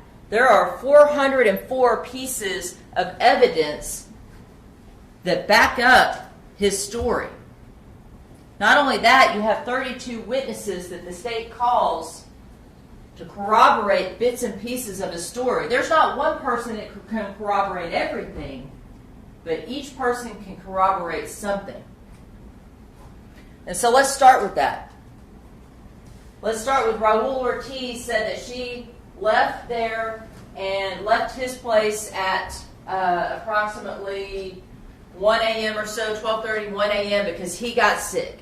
And she took a lift down to Deep Ellum. That's corroborated by the fact that the surveillance video shows her walking around by herself. And then she meets Chuck. And you see that surveillance video of her and Chuck meeting, and you can tell she wants to go with him. Was it a smart choice? Of course not. Was it a choice that a young 23-year-old that is trusting of human nature and trusting of people would make in that scenario? Absolutely. Absolutely. And it's a tragedy that she didn't know who she was going to be having to deal with later. Chuck did what he always did. You heard from Dax, you heard from Freddie, and they're like, man, this guy, 5 minutes, and he is talking to a woman and he's taking her home. And he doesn't have to force himself on anyone. He doesn't. And guess what? If she didn't want to have sex with him, it's fine. He's got plenty of other women that do. But this girl was cool, and they were hanging out, and they were having a good time. Just like he always does. Just like normal. You heard from Kat De Leon about Chuck and Lisa's relationship, and also you heard that Lisa was livid when she learned that Nina had slept with Chuck without her. Make no mistake about it, Lisa wants to control this relationship between her and Chuck. That is her prize, that is her possession, that is her boy toy. She's the one that pays for everything. She's the one that invests in his rap career. She's the one that brought this man in, and she wants to have control over that. Yes, the three of them were together. Yes, the three of them had sexual relationships together. Yes, she and Chuck had sexual relationships together. But when Nina did it with him, that was not okay. She was livid. And you know that to be true because two people that have never met, that didn't know each other, said that Lisa said the same thing.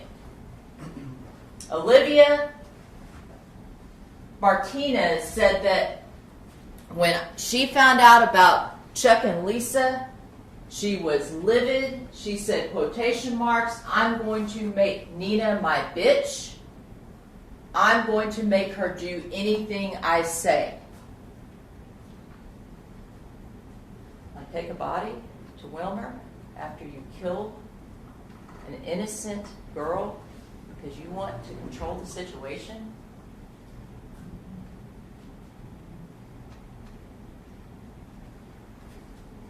Lisa is the one that got Nina involved in this.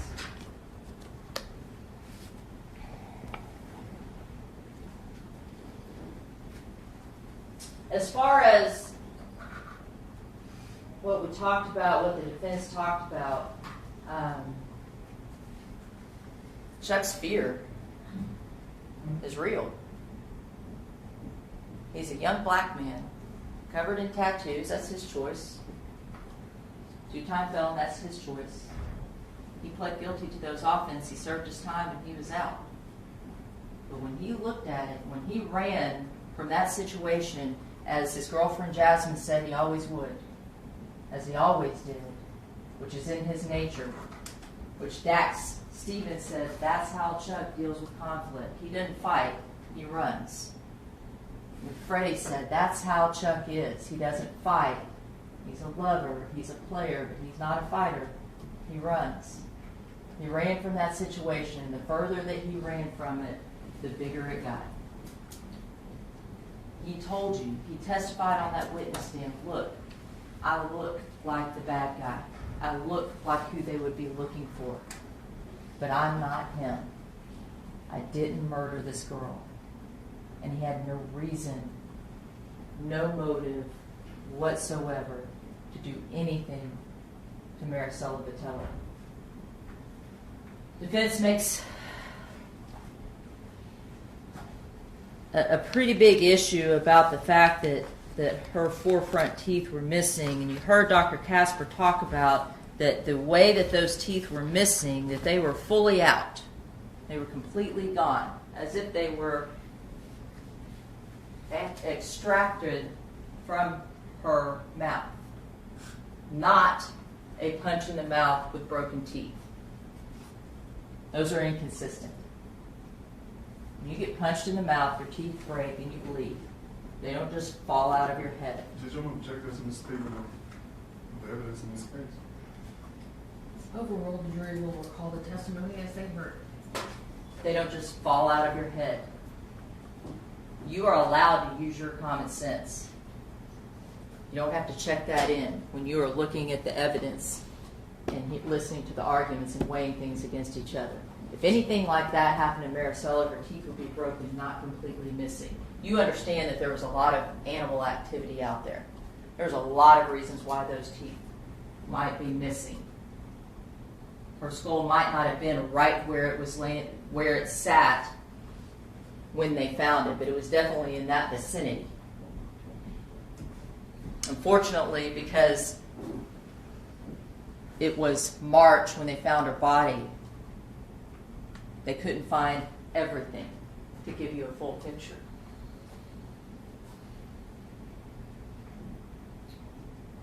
Chuck's story makes sense because the DNA evidence corroborates that.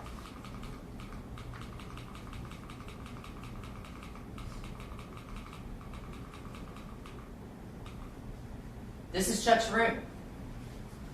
You see the two windows right there? You see the blue purplish spot right there where the carpet is. That is where he testified that after Lisa stabbed Marisela, he woke up in his deep sleep. He had been drinking. He'd been smoking a little bit of weed. He wasn't sure it was real at first. You have 2 minutes, Counsel. Thank you. And his reaction was to shove her off the bed, and Marisela came tumbling down onto the floor with Lisa, and then he jumped over and he pushed them apart. That stain from the carpet pad piece is exactly where Marisela's blood was found. Her DNA was found. So the physical evidence corroborates what he says. The phone evidence corroborates what he says happened after that. The records of Pennsylvania, Mexico, Miami, all of those things corroborate Chuck Beltran's testimony, and not one thing of any of this here and any of those witnesses back her up. And she won't even know that she has a relationship. Mr. Brown said Marisela deserved better than that. Of course she did. She's beautiful. She's full of life. She has dreams. She has hope. She has aspiration. And she has to go to work on October 6th. And they want to speculate that she suddenly, within 24 hours of meeting Charles Beltran, became a tweaker, a prostitute, and a drug addict, and was wandering around in Dallas and places she doesn't even know. And that, ladies and gentlemen, is just not reasonable. Not reasonable at all. You know that she was killed on October 5th, 2020, because that's the only reasonable conclusion that the evidence supports. Marisela Botello deserves the 12 of you, the two alternates, to weigh the facts and the evidence in this case and to come to the verdict of guilty. But you know who deserves that more? Lisa Dykes. Lisa Dykes is guilty of murder and guilty of tampering with a corpse. And when your verdict of guilty is read out loud in the courtroom, you're not telling her anything that she doesn't already know. We're asking for a guilty verdict on both charges in this case. On behalf of the Dallas County community, the family of Marisela Botello, and our victim, Marisela Botello Valdez. Thank you. Thank you, Ms. Pittman. All right. I see and have noticed that some of you have been taking notes. You will leave those in your seat here in the courtroom. Those will be collected by the bailiff, given to me. They will not be read by anyone. The two alternates, you will be put in a separate jury room while 12 jurors begin their deliberations. Now, for the 12 of you beginning your deliberations, it is almost lunchtime. It is up to you to decide if you want to break for lunch and how long. You can take 10 minutes, you can take 30 minutes or an hour. You can go get your lunch and bring it back. All jurors must be present at all times during your deliberations. But whenever you do decide to go to lunch, or if you want to go get it and bring it back, please push the red button, turn on the light, and let the bailiff know, so that we can all take a lunch as well. All right, please leave all of your notes in your chair, and you will now retire to begin your deliberation. All right.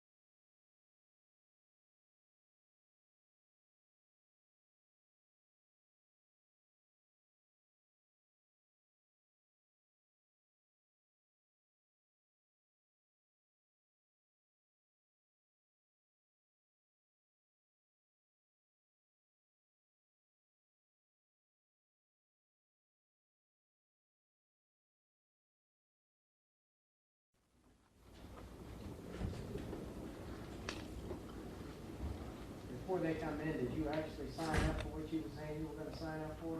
I did.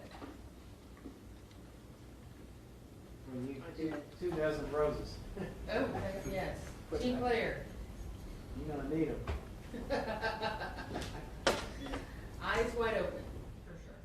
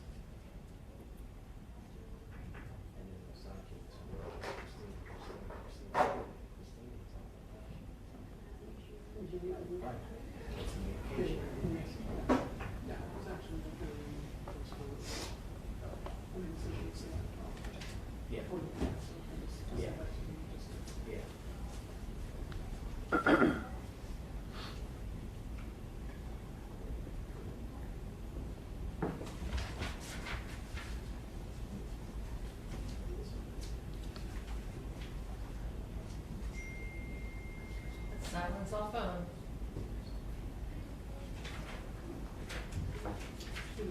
$1 million.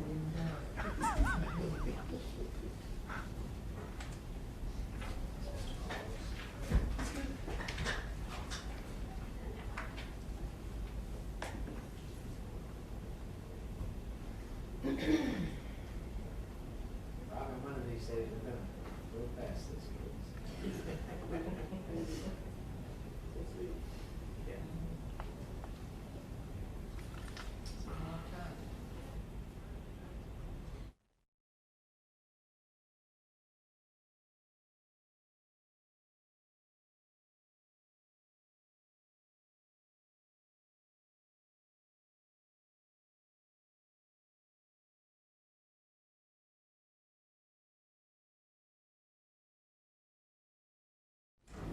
All rise.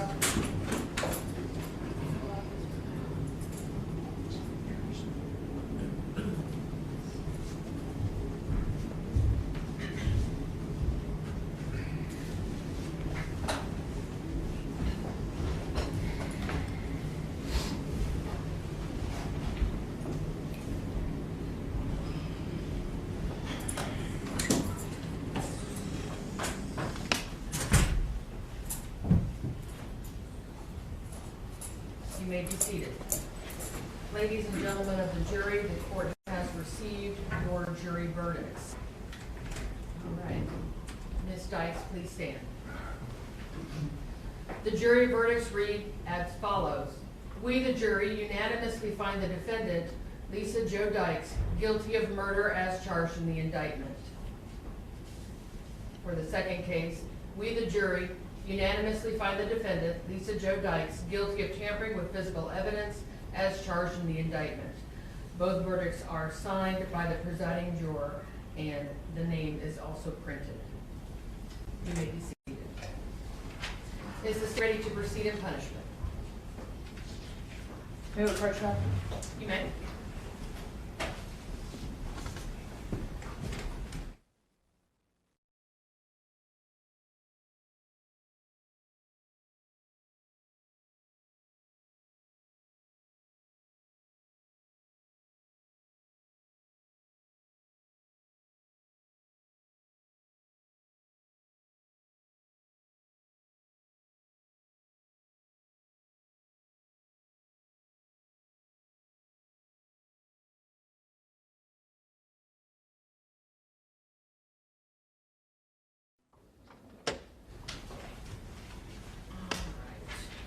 Before you call, well, oh, here's Mr. Sadler.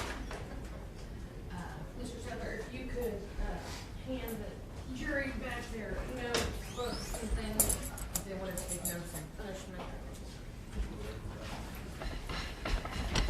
I'm not sure. All right.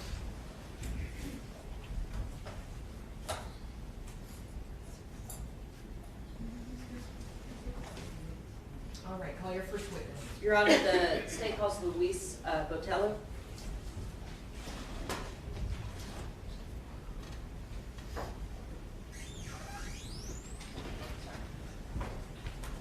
All right, sir, if you would please stop and raise your right hand. Do you solemnly swear or affirm that the testimony you're about to give in this case will be the truth, the whole truth, and nothing but the truth, so help you God? Yes, ma'am. You may be seated. You may proceed. Thank you, Your Honor. Mr. Botello, can you state your name and spell your name for the court, please? My name is Luis Botello Valadez, LuisBotello Valadez. Your Honor, may I approach real quick? You may.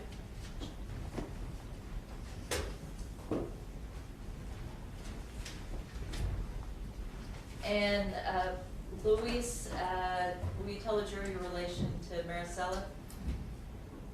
Marisela was she was my older and my only sister that I grew up with in our apartment over in Seattle, Washington. And how old are you, Luis? I'm 20 years old. And Marisela would have been 25 now? 25, 26, around that age. You said you grew up with her in that apartment, is that right? Yes, ma'am. And what was she like as an older sister? She was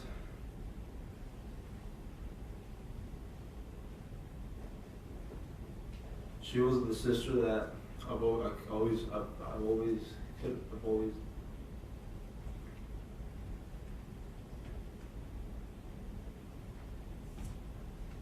the best sister I could have asked for, that my parents blessed me with, and sadly she's no longer with us anymore. Growing up, you guys have lived in that same apartment for your whole life, is that right? That's right.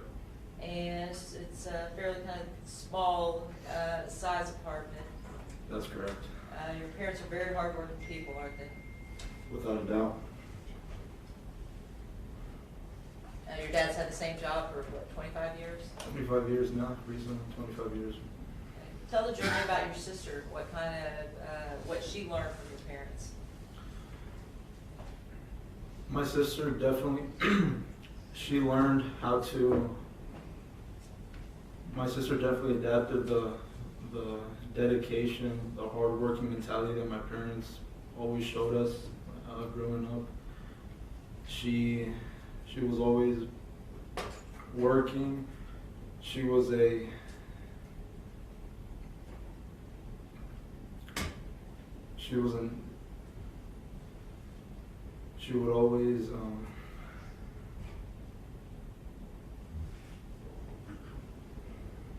she would always stay involved in healthy activities, sports throughout her middle and high school years. She'd just always just be this just amazing, just great vibe you could be around.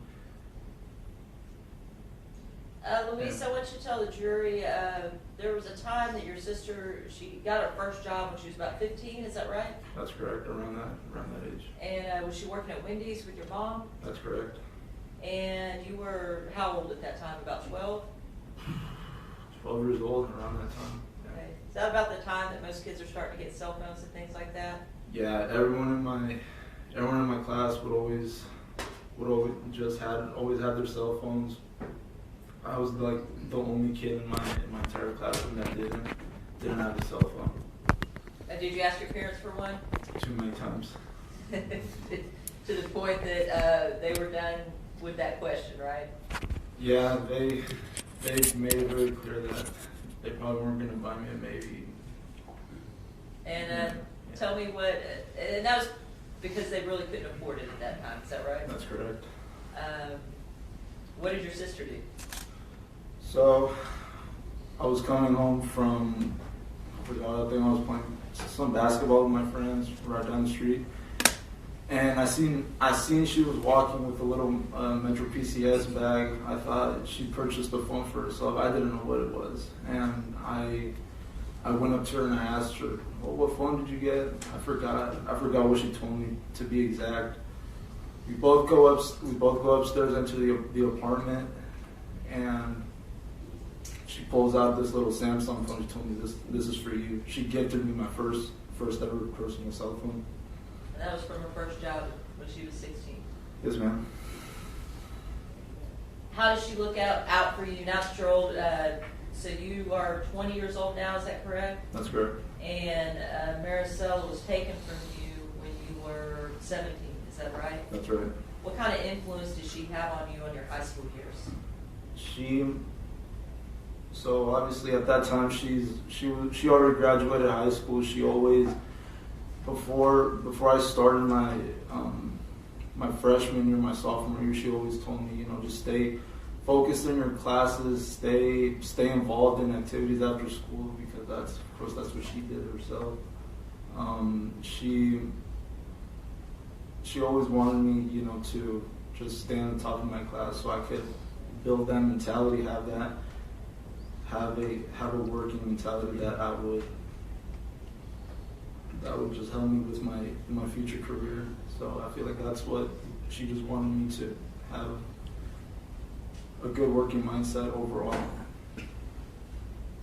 And you're currently working, right? That's correct. And you're planning on going back to school? I'm thinking on joining a trade school. Trade school? Yes. Tell the jury what it's like day to day now that you don't have your cell.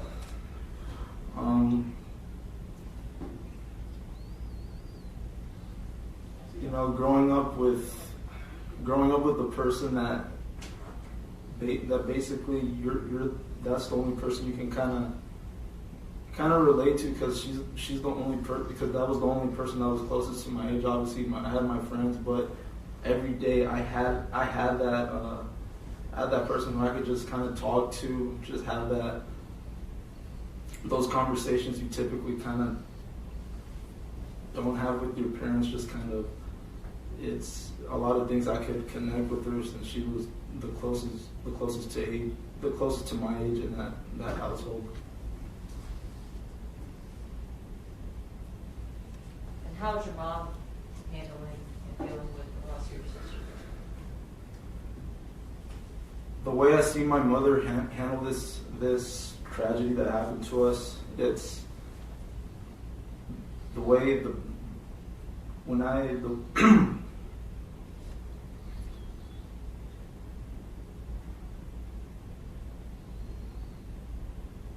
I see my mom every day doing her best as being the loving mother that she's always been. She's always taking care of us, despite of us losing our sister, their firstborn child. The fact that all of this happened, herself and my dad, I don't even know how to explain myself. They find a way to keep pushing forward, to continue on with their lives, despite of this tragedy happening to us. That's what you're trying. No questions, thank you. Thank you, sir. You may stand down. Please watch your step.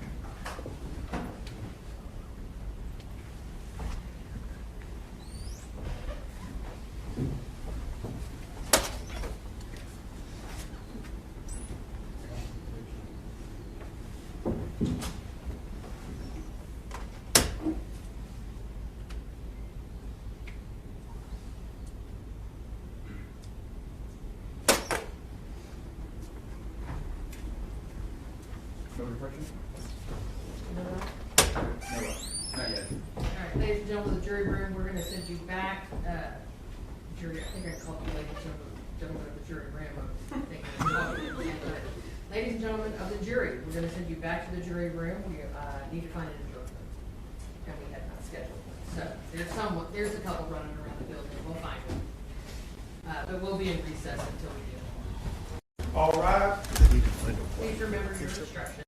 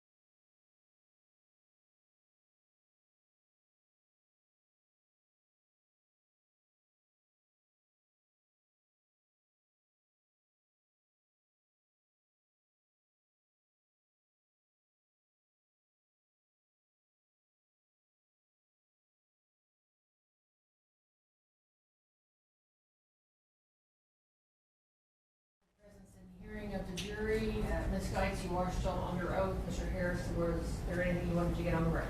Yes, go ahead and stand for me, Ms. Sykes. Jury having found you guilty, you understand that I anticipate that the state is about to rest, which means that we have an opportunity to call more witnesses during this phase of trial. And it'll be your opportunity to also testify if you chose to. Do you want to testify during this portion of the trial? No, sir. Okay, and you understand you have absolute right to testify, absolute right not to testify. I do. And no one, myself, included, can force you to testify, can't keep you from testifying. You made the decision whether or not you're going to testify. Okay, and that is you're not going to testify. Yes, sir. I have no question.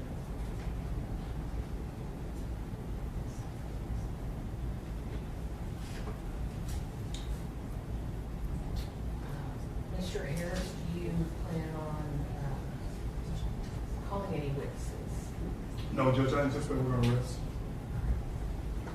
I am working on the charges right now. Okay. Did you want to make sure you include sudden passion in there? Well, I can't. Their witness specifically said she was in a daze and she acted in a rage. That's what he said. That's evidence toward that sudden passion. If you believe him, that's exactly what he said. She was in a rage. She came in the room in a rage. She was in a daze. What did I do? What did I do? That's sudden passion. I know, yes, but I believe that has to, she denied doing anything. So. But they didn't believe him. They didn't believe her. If the jury I could understand still, your argument. I want to be clear. Oh, turn that off, Judge. I'm sorry. I want to be clear what his testimony was and the version that he gave that this jury actually bought is that she came in a rage and killed this woman and continued to be in a rage until he stopped her, slammed her against the wall. So she's again acting under sudden passion at her house. All right, well, I will consider that. So we'll be at recess for 5 minutes while I discuss. Judge?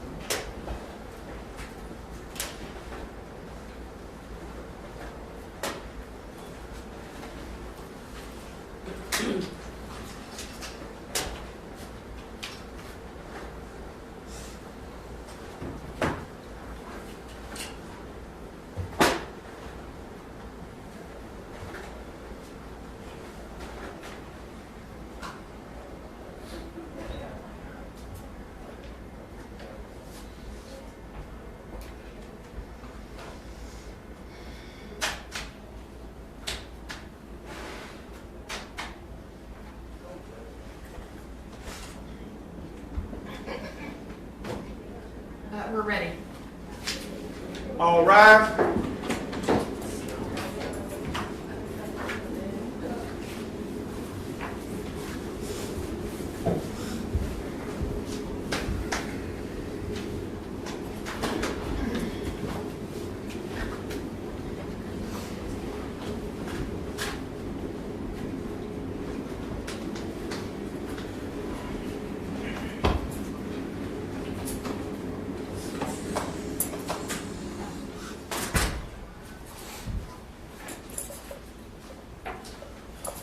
You may be seated.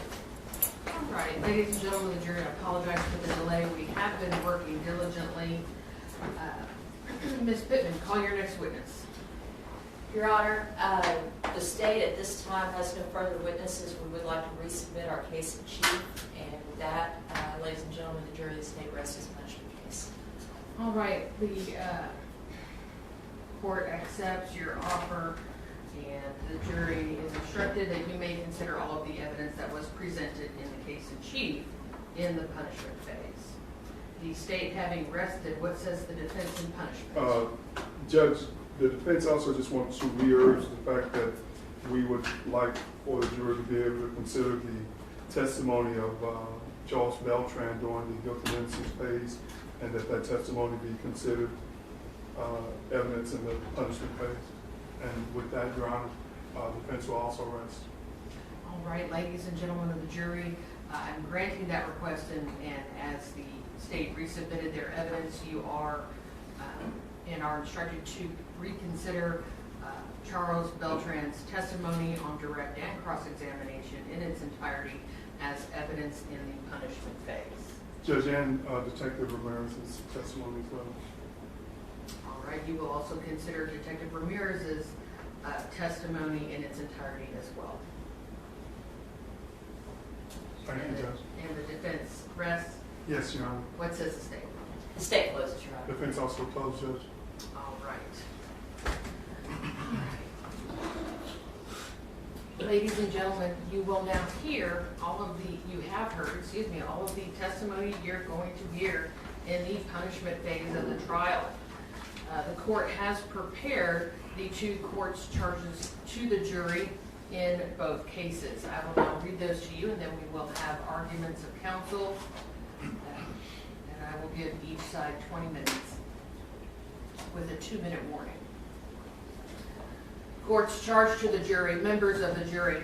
The defendant, Lisa Jo Dykes, was found guilty by you of the offense of murder. The court received and accepted your verdict of guilty, and you will no longer concern yourselves with the innocence or guilt of the defendant. You will now limit your deliberations under all the law and the evidence in this case to the question of punishment, which is now your duty to assess. Sudden passion. Our law provides that at the punishment phase of the trial, wherein the jury determines the punishment to be assessed in the case, the defendant may raise the issue as to whether she caused the death of Marisela Botello Valadez under the immediate influence of sudden passion arising from an adequate cause. Having found the defendant guilty of murder as charged in the indictment, and the said defendant having raised the issue as to whether she caused the death of Marisela Botello Valadez while she was under the immediate influence of sudden passion arising from an adequate cause, it now becomes your duty to decide such issue. The burden of proof on this issue is on the defendant. She must prove by a preponderance of the evidence that she caused the death of Marisela Botello Valadez while she was under the immediate influence of sudden passion arising from an adequate cause. Adequate cause, as used herein,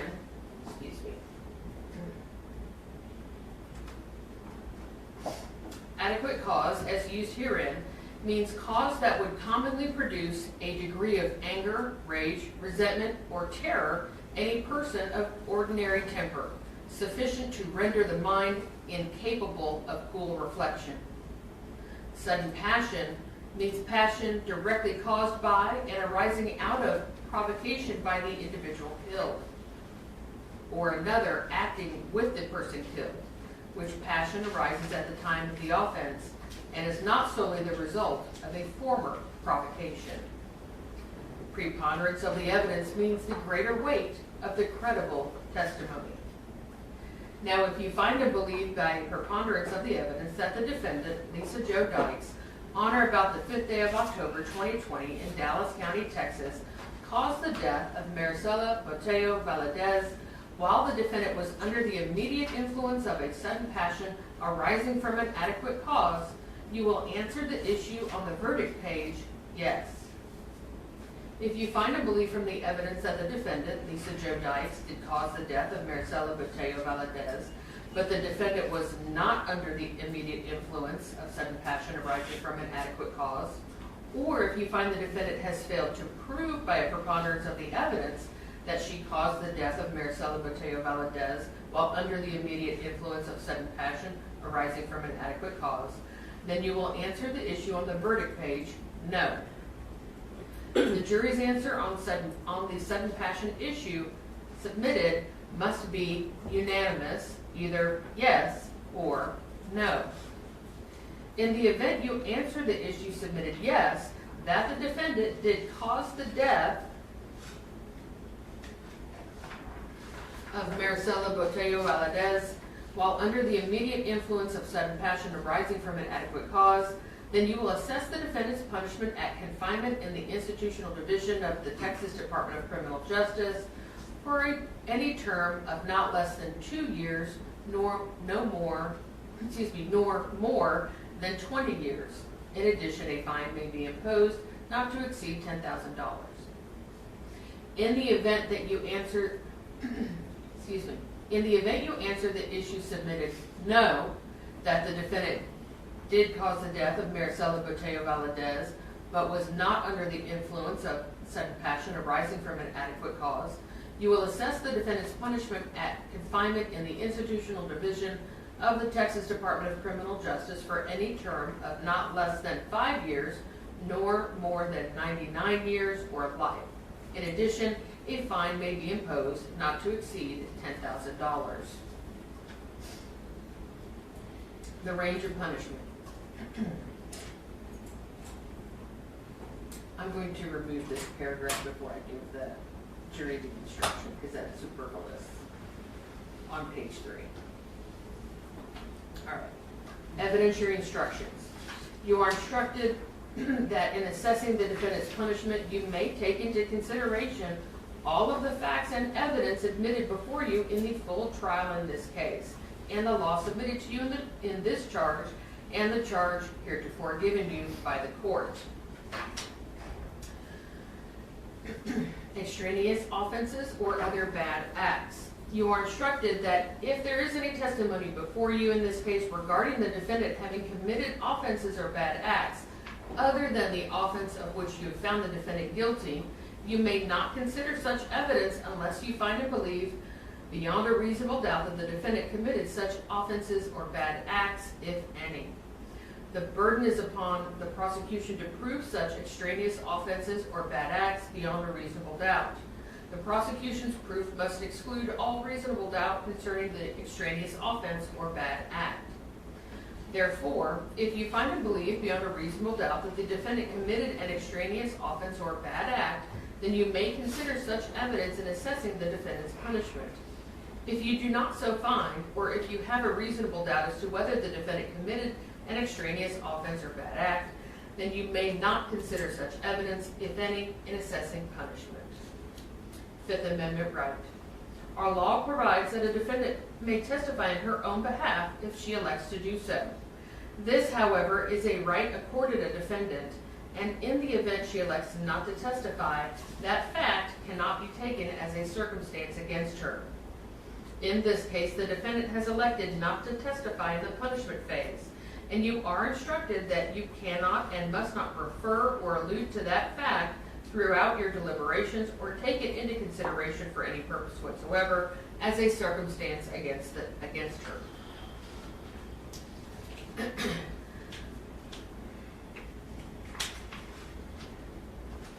Instruction regarding parole. The length of time for which a defendant is in prison may be reduced by the award of parole. Under the law applicable in this case, if the defendant is sentenced to a term of imprisonment, the defendant will not become eligible for parole until the actual time served equals 1/2 of the sentence imposed, or 30 years, whichever is less.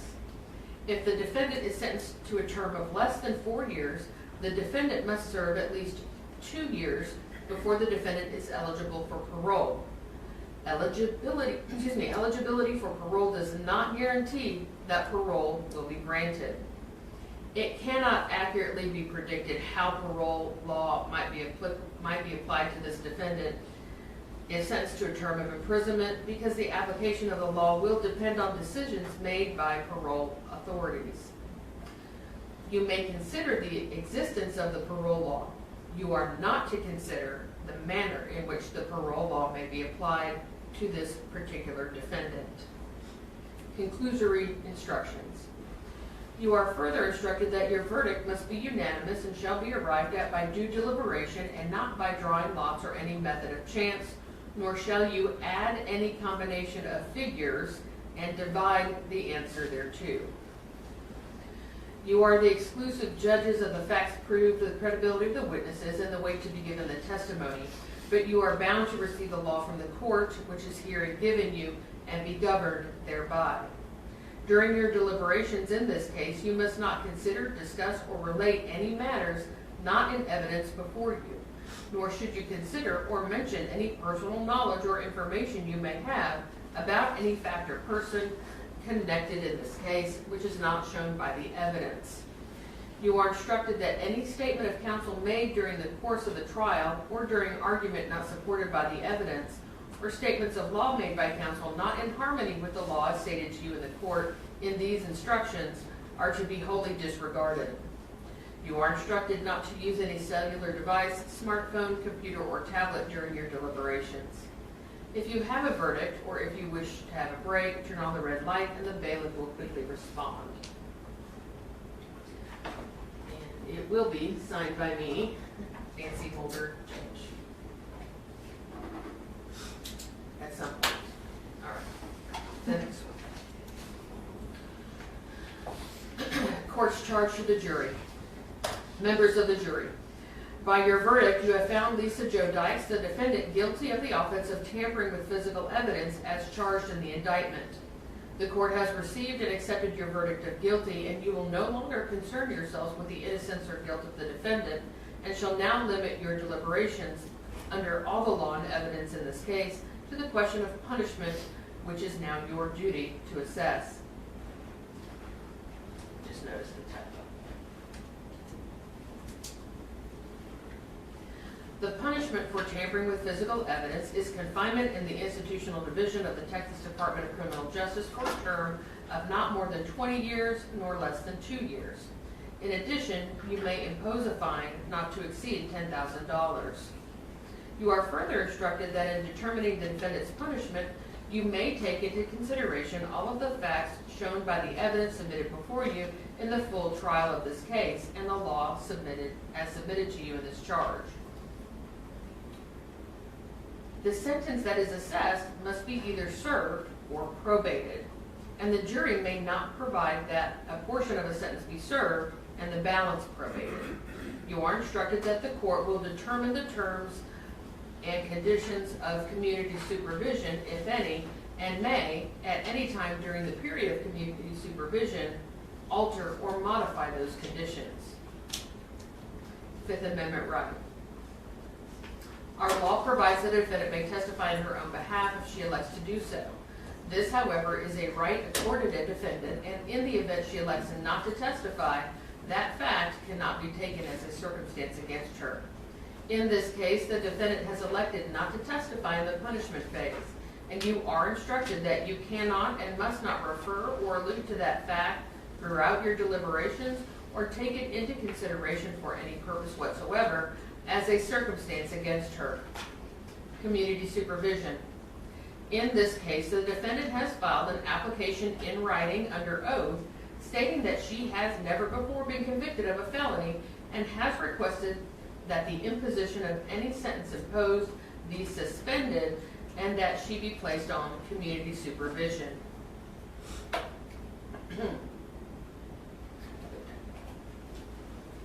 Community supervision means the placement of a defendant by a court under a continuum of programs and sanctions with conditions imposed by the court for a specified period during which a sentence of imprisonment, fine, or imprisonment and fine is probated, and the imposition of a sentence is suspended in whole or in part.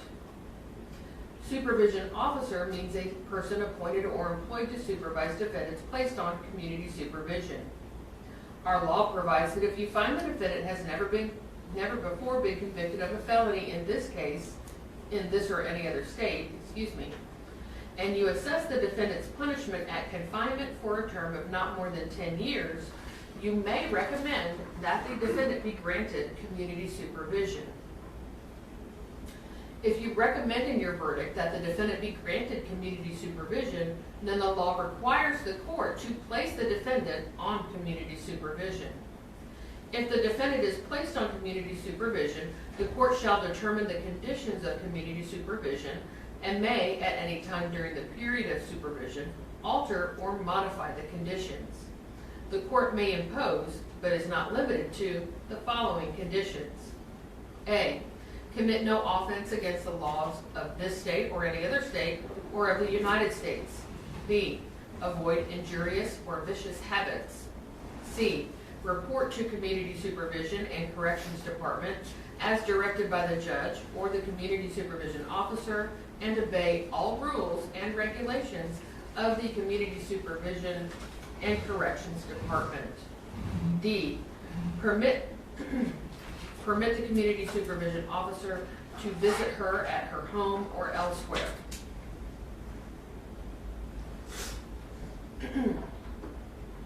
E. Work faithfully at suitable employment as far as possible. F. Remain within a specified place, to wit, Dallas County, Texas. G. Pay the fine, if one is assessed, and all court costs, whether a fine be assessed or not, in one or several sums, and make restitution or reparation in any sum that the court shall determine. H. Support her dependents, if any.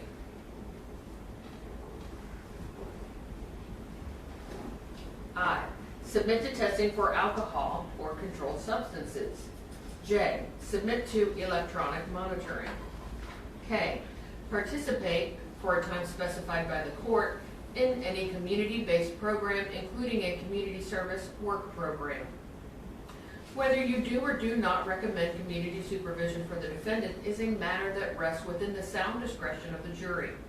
However, if you do recommend community supervision, the court is required by law to follow the jury's recommendation.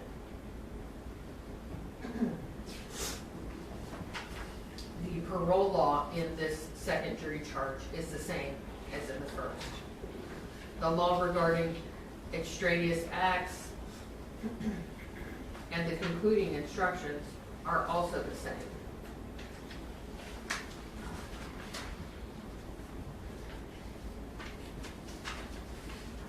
And I did neglect to go over the verdict forms in the murder case. I will do that next.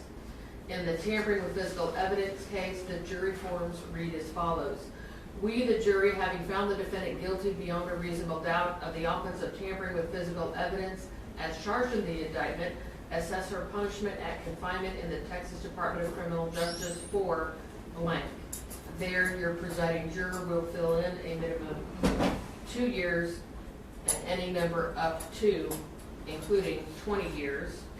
And there is an option, in addition thereto, assess a fine in the amount of anywhere from $0 but not to exceed $10,000. Or, we, the jury, having found the defendant guilty beyond a reasonable doubt of the offense of tampering with physical evidence as charged in the indictment, assess her punishment at confinement in the Texas Department of Criminal Justice for, and there's a blank for the presiding juror to put in a minimum of 2, but no more than 10 years. And we, the jury, having assessed the punishment of the defendant at not more than 10 years confinement in the Texas Department of Criminal Justice, and having further found she has never been convicted of a felony, we do recommend that the imposition of her sentence be suspended and she be placed on community supervision. In addition thereto, we assess a fine in the amount of blank, anywhere from $0 up to $10,000. And there's a spot, we further recommend that the fine be, here you would put paid, probated, or not applicable. And there are spaces for the presiding juror to sign his or her name. Now, going back to the punishment verdict in the murder case, I'm going to go over the verdict forms with you. Verdict form on sudden passion. The first one reads, we the jury, having heretofore found the defendant Lisa Jo Dykes guilty of the offense of murder as charged in the indictment, further find and believe by a preponderance of the evidence that the defendant, Lisa Jo Dykes, caused the death of Marisela Botello while the defendant was under the immediate influence of sudden passion arising from an adequate cause, and therefore unanimously answer the issue, yes. Or, we the jury, having heretofore found the defendant Lisa Jo Dykes guilty of the offense of murder as charged in the indictment, do not find and believe by a preponderance of the evidence that the defendant, Lisa Jo Dykes, caused the death of Marisela Botello while the defendant was under the immediate influence of sudden passion arising from an adequate cause, and therefore unanimously answer the issue, no.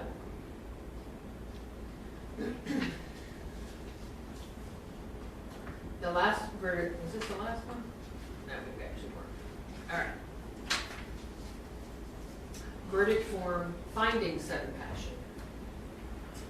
We, the jury, having heretofore found the defendant, Lisa Jo Dykes, guilty of the offense of murder as charged in the indictment, but further find from a preponderance of the evidence that such offense occurred while the defendant was under the immediate influence of sudden passion arising from adequate cause, assess her punishment at blank, no more than 20 years or less than 10 years.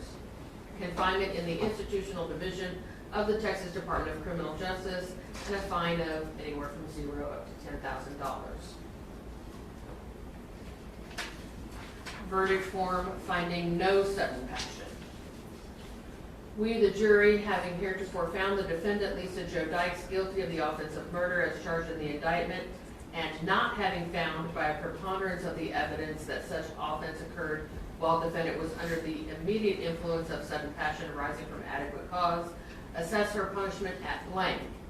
Here you can put life or not more than 99 years or less than 5 years.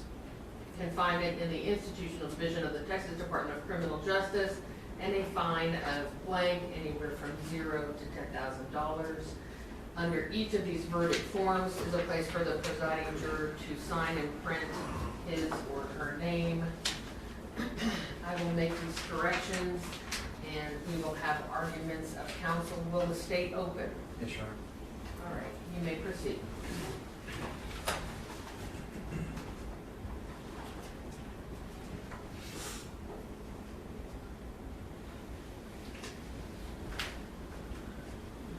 Ladies and gentlemen of the jury, before we really go in, you hear a whole lot. You're going to have these back there with you, these jury charges, right? That's a whole lot you just heard, and some of it I don't think we covered nearly as much in jury selection. But we talked a lot about the punishment, right? Having that tool bag, right? That's the way Texas law works. It provides jurors with a tool bag, and you've got a wide range. And the reason for that is we allow the jury to assess punishment and give you all the tools if you don't know anything, and that way you can go back there with every single tool available, right? The law allows things like sudden passion to come in whenever the defense requests it, and there's any evidence, whether it's credible or not, okay? And we know it's not credible, okay? So you'll be able to read back over that when I cover something on sudden passion, but I just really want to make sure that you understood the verdict forms. So when you flip back to those verdict forms, when we're talking about the murder case, you have the sudden passion verdict forms first, okay? You can, when you don't find sudden passion, you're going to skip right over that first part. And you're going to say, in that next part, there, right there, no to sudden passion, okay? Once you do that, you come back to the very end, and that's where you're assessing punishment between 5 and 99 or life. I'll say on both of them, there's a $10,000 fine that's optional. There's no need to worry about that. It doesn't go to the victim's family. It doesn't go to anybody like that. So there's no need to concern yourself with any kind of fine. Okay? But you have that full tool there if you need it. When we're talking about the tampering charge, again, it gets a little confusing because, like we talked about in jury selection, tampering is 2 years in prison up to 20 years in prison, and that if someone's never been convicted of a felony, now you've got probation as an option as well. You're not going to ever get to probation in this case. But it's there as a tool to consider. And so you have one there on the first form. That's where you're going to stop. That's where, if you're just assessing prison time, not probation, it's that first page. Okay. So let's talk a little bit about sudden passion. We got brought up just briefly in jury selection, and not something I touched on really at all, because it's not really a credible thing in this case. Right? The key component here in sudden passion is adequate cause. You've heard that read, right? It's cause that would commonly produce a degree of anger, rage, resentment, terror in a person of ordinary temper, right? You all are the ordinary person sitting in this jury box, sufficient to render your mind incapable of cool reflection. So apply that to this case.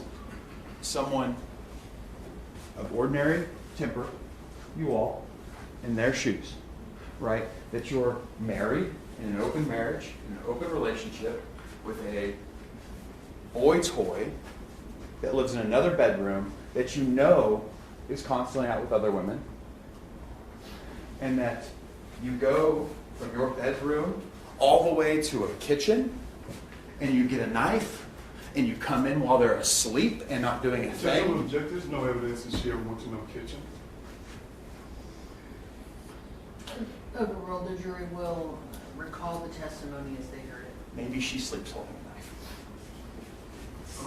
Where'd she get the knife? She goes and gets a knife and comes in to two people asleep, climbs on top of one, and stabs her to death. Sudden passion is absolutely ridiculous and offensive. I think you all know that. We talked in jury selection. Why do we punish? I think I heard a lot of answers from this group. Not everyone. But I know you all wrote it down. I know you all thought about it. Think about it again. Why? We talked in jury selection, right? Should a sentencing verdict on punishment take the victim into consideration? Why? And many of you said yes. You should. Now you understand why. That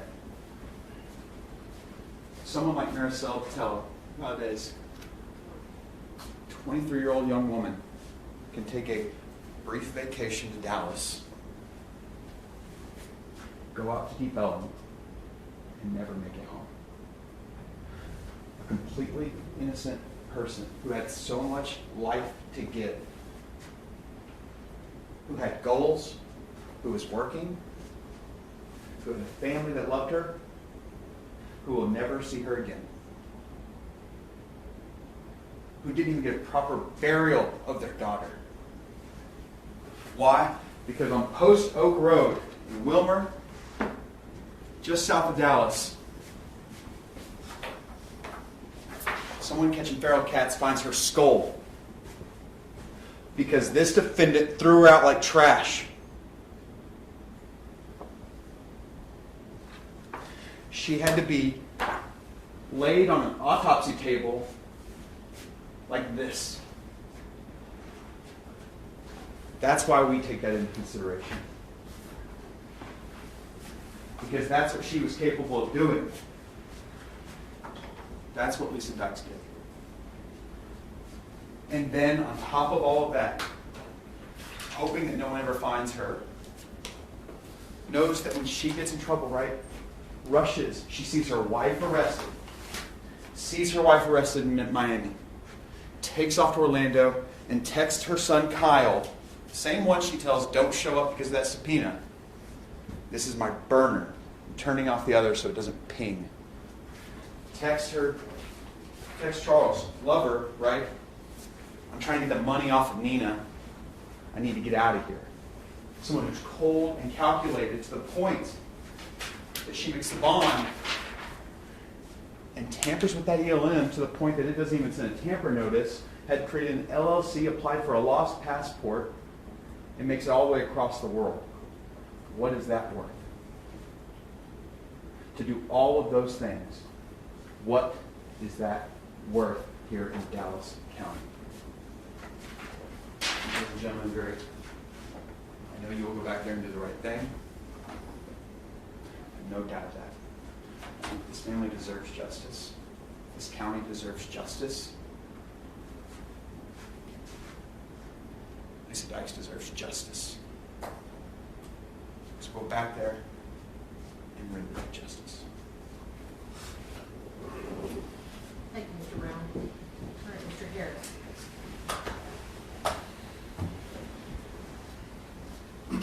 Again, ladies and gentlemen, thank you for taking time to serve as jurors. Without you, this system does not work.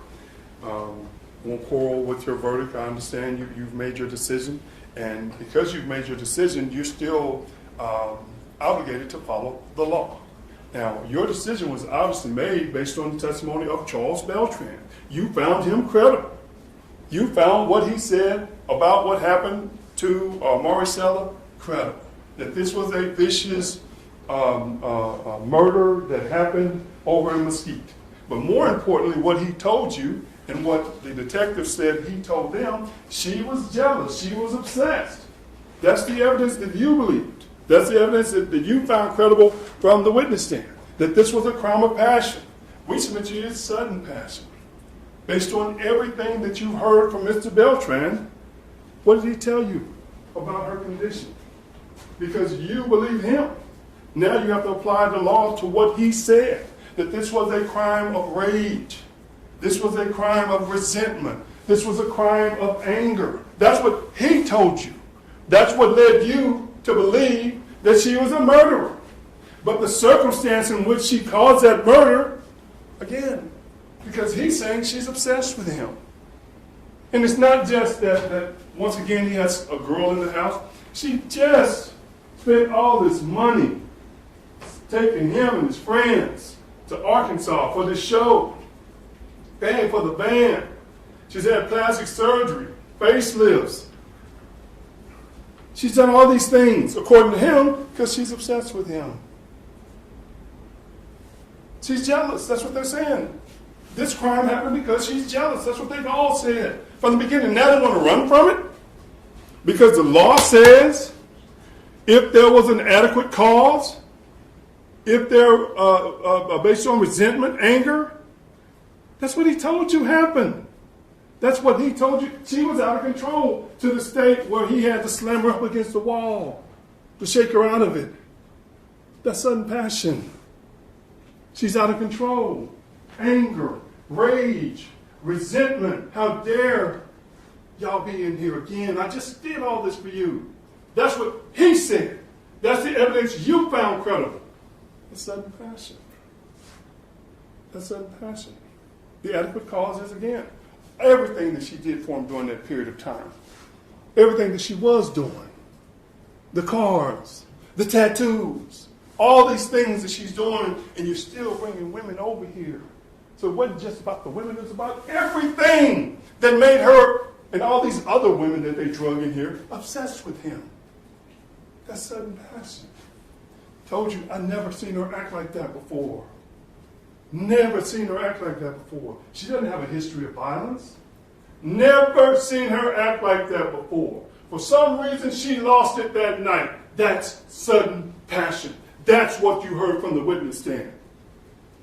Remember, after he slams her against the wall to shake her out of it, he says what? She was in a daze. She was in a daze. She's in a daze. What did I do?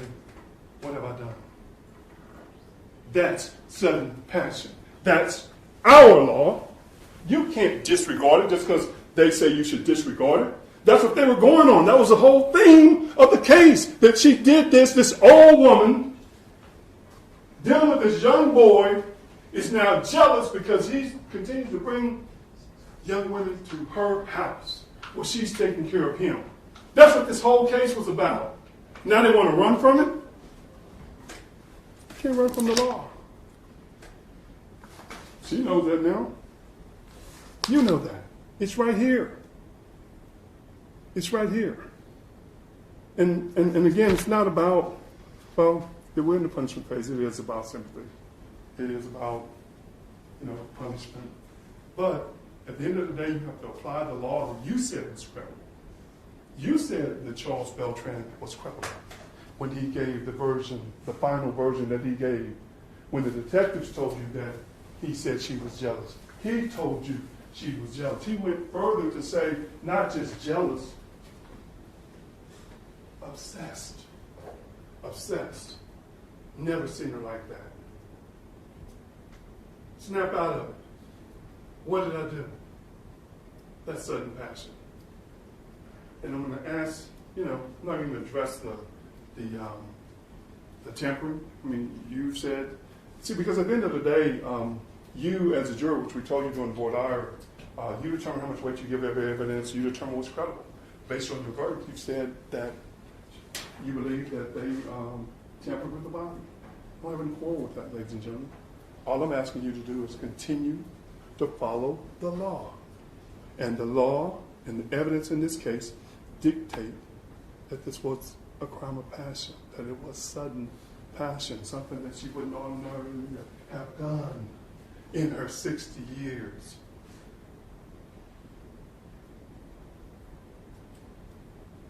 It's sudden passion, ladies and gentlemen. We're going to ask that you find her guilty, or you've already found her guilty, but we're going to ask that you punish her in accordance to the jealous rage, the anger, the resentment that she displayed on the night this happened, based on the testimony that you have rendered credible from Mrs. Beltran. And we thank you. Thank you, Mr. Harris. All right, Ms. Pittman. Your Honor. You have 14 minutes. Thank you.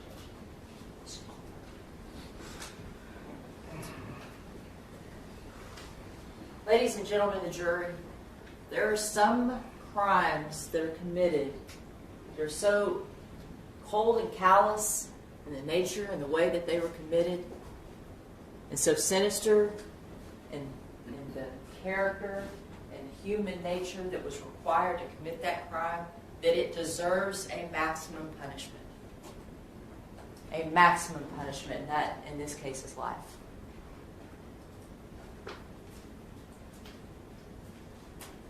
I'm sure, there are hundreds of murders committed each year, and the way that Mr. Harris described the sudden passion law and tried to explain it to you is if you were angry and in a rage, you could kill someone and get lesser sentence. And that's just not the case. Read the actual sudden passion law, and it's very specific in its requirements. A cause that would commonly produce a degree of anger, rage, resentment, or terror in a person, right there, of ordinary temper. Of ordinary temper. Okay? Miss Dykes is not a person of ordinary temper.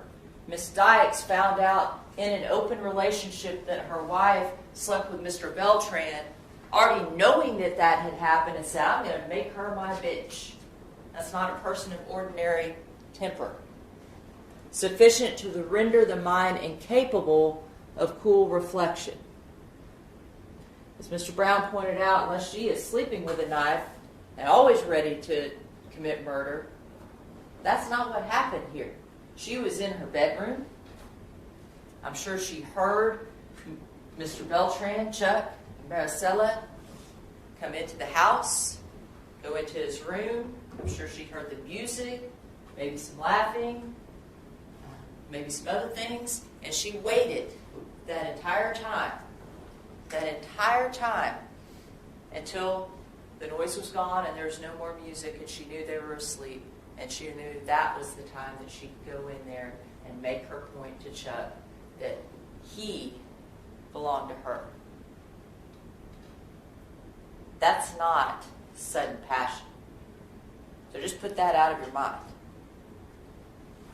As I said to you before, some crimes themselves are of such a sinister and cold nature that they deserve a maximum sentence of life. And then when you take into account this family over here and the pain and suffering that they had to go through every day, hoping, praying on their knees to God, please let her come home.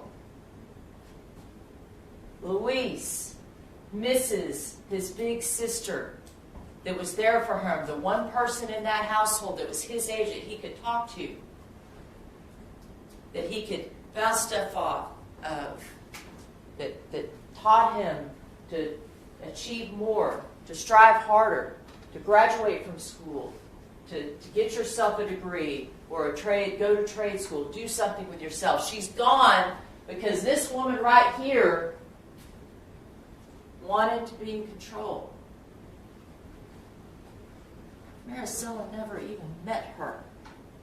She never had a chance because she was asleep when she came in that room and stabbed her with that knife. That crime right there deserves life. But that's not even it. You heard her testifying guilt, innocence. Now, I didn't expect her to admit to anything. I knew that wasn't going to happen. But the callous nature with which she talked about Marisela, just like she was just anybody. Just a nobody. Just a nobody. And the fact that she sat up there, she's been manipulating people for years now. Manipulating the system, running, using her knowledge of the legal system, not for good, not to help, but to save her own self. And to watch her sit up there and try to manipulate you all and everyone else in this room and every member of the community that's watching this just tells you what kind of person Lisa Dykes is. That's the kind of person there is no rehabilitation for. There's no need for rehabilitation for Miss Dykes. It's just not necessary. She had all the tools to do the right things in life and to lead a good life without murdering an innocent 23-year-old. Send her a message. Let her know. Let the citizens of Dallas County know, and that family, let them know with your verdict of life in prison what Marisela means and what her life means. Thank you. All right, thank you, Ms. Pittman. All right, ladies and gentlemen of the jury, you will retire to consider your punishment verdicts in each case.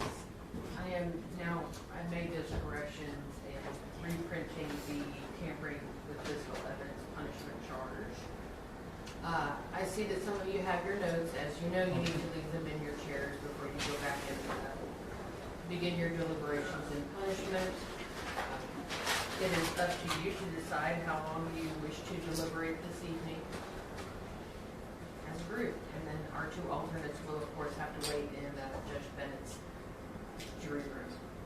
All right. You are now retired to consider your punishment verdict. All right. You can go ahead and take it, and I'll hand it to you back.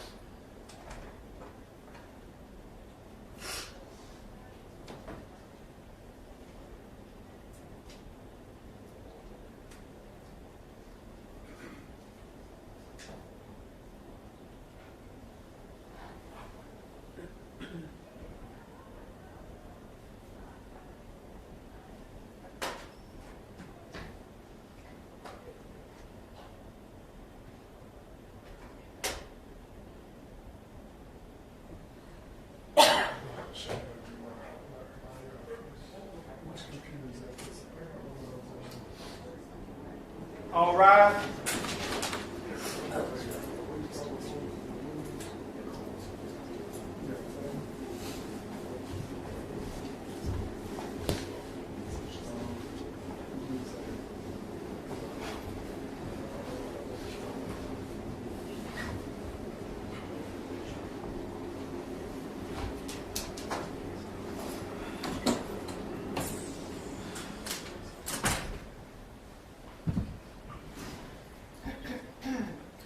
You may be seated. The court has received your verdicts in punishment.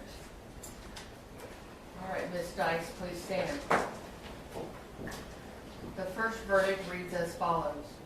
We, the jury, having heretofore found the defendant, Lisa Jo Dykes, guilty of the offense of murder as charged in the indictment, and not having found by a preponderance of the evidence that such offense occurred while the defendant was under the immediate influence of sudden passion arising from an adequate cause, assess her punishment at life in the institutional division of the Texas Department of Criminal Justice and a fine of $10,000.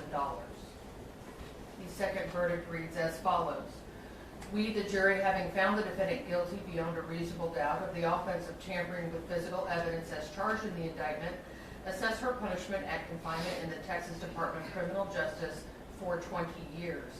In addition thereto, assess a fine in the amount of $10,000. Both verdicts are signed by the presiding juror.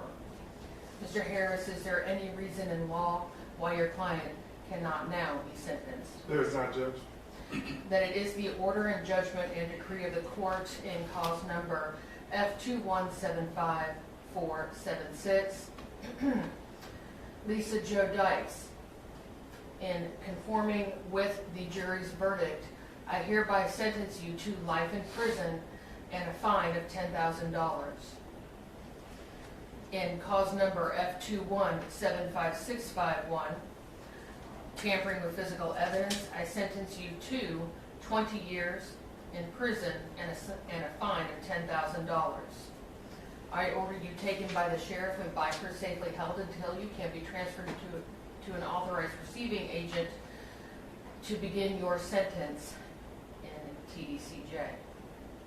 Ms. Dykes, I hope that you find that you've been treated with a much greater amount of dignity and respect than you ever treated Marisela Botello. May God have mercy on your soul. That concludes this hearing. You may be seated. Ladies and gentlemen of the jury, thank you so much for your jury service. This does conclude your service. If you would retire to the jury room, I will come and give you my personal thanks, answer any questions you may have, and I know for the young prosecutors, any tips or constructive criticism you may have for them is always helpful. And the defense may want to come and visit with you as well about their presentation. So I will see you in the jury room. What? Oh, I'll bring this back. Okay. All rise. Thank you.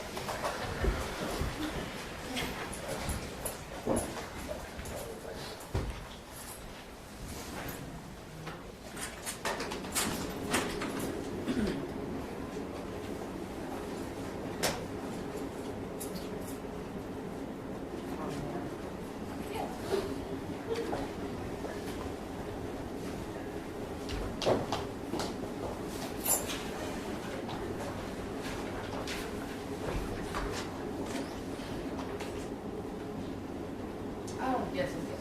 I'll go back.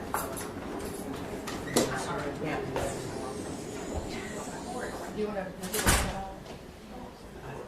Okay, and I don't know if they want to make Judge, can they call her back? yeah, I mean, I assume if are they going to do victim impact statement? I don't know. I'm going to find out real quick.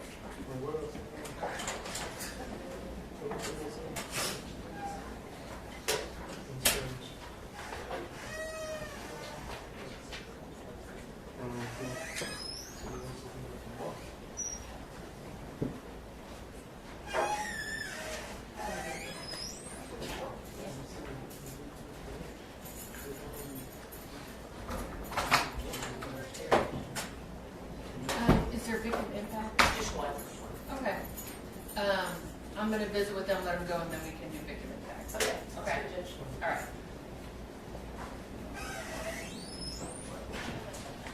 You all can come back and visit with them as well if you want to. Okay.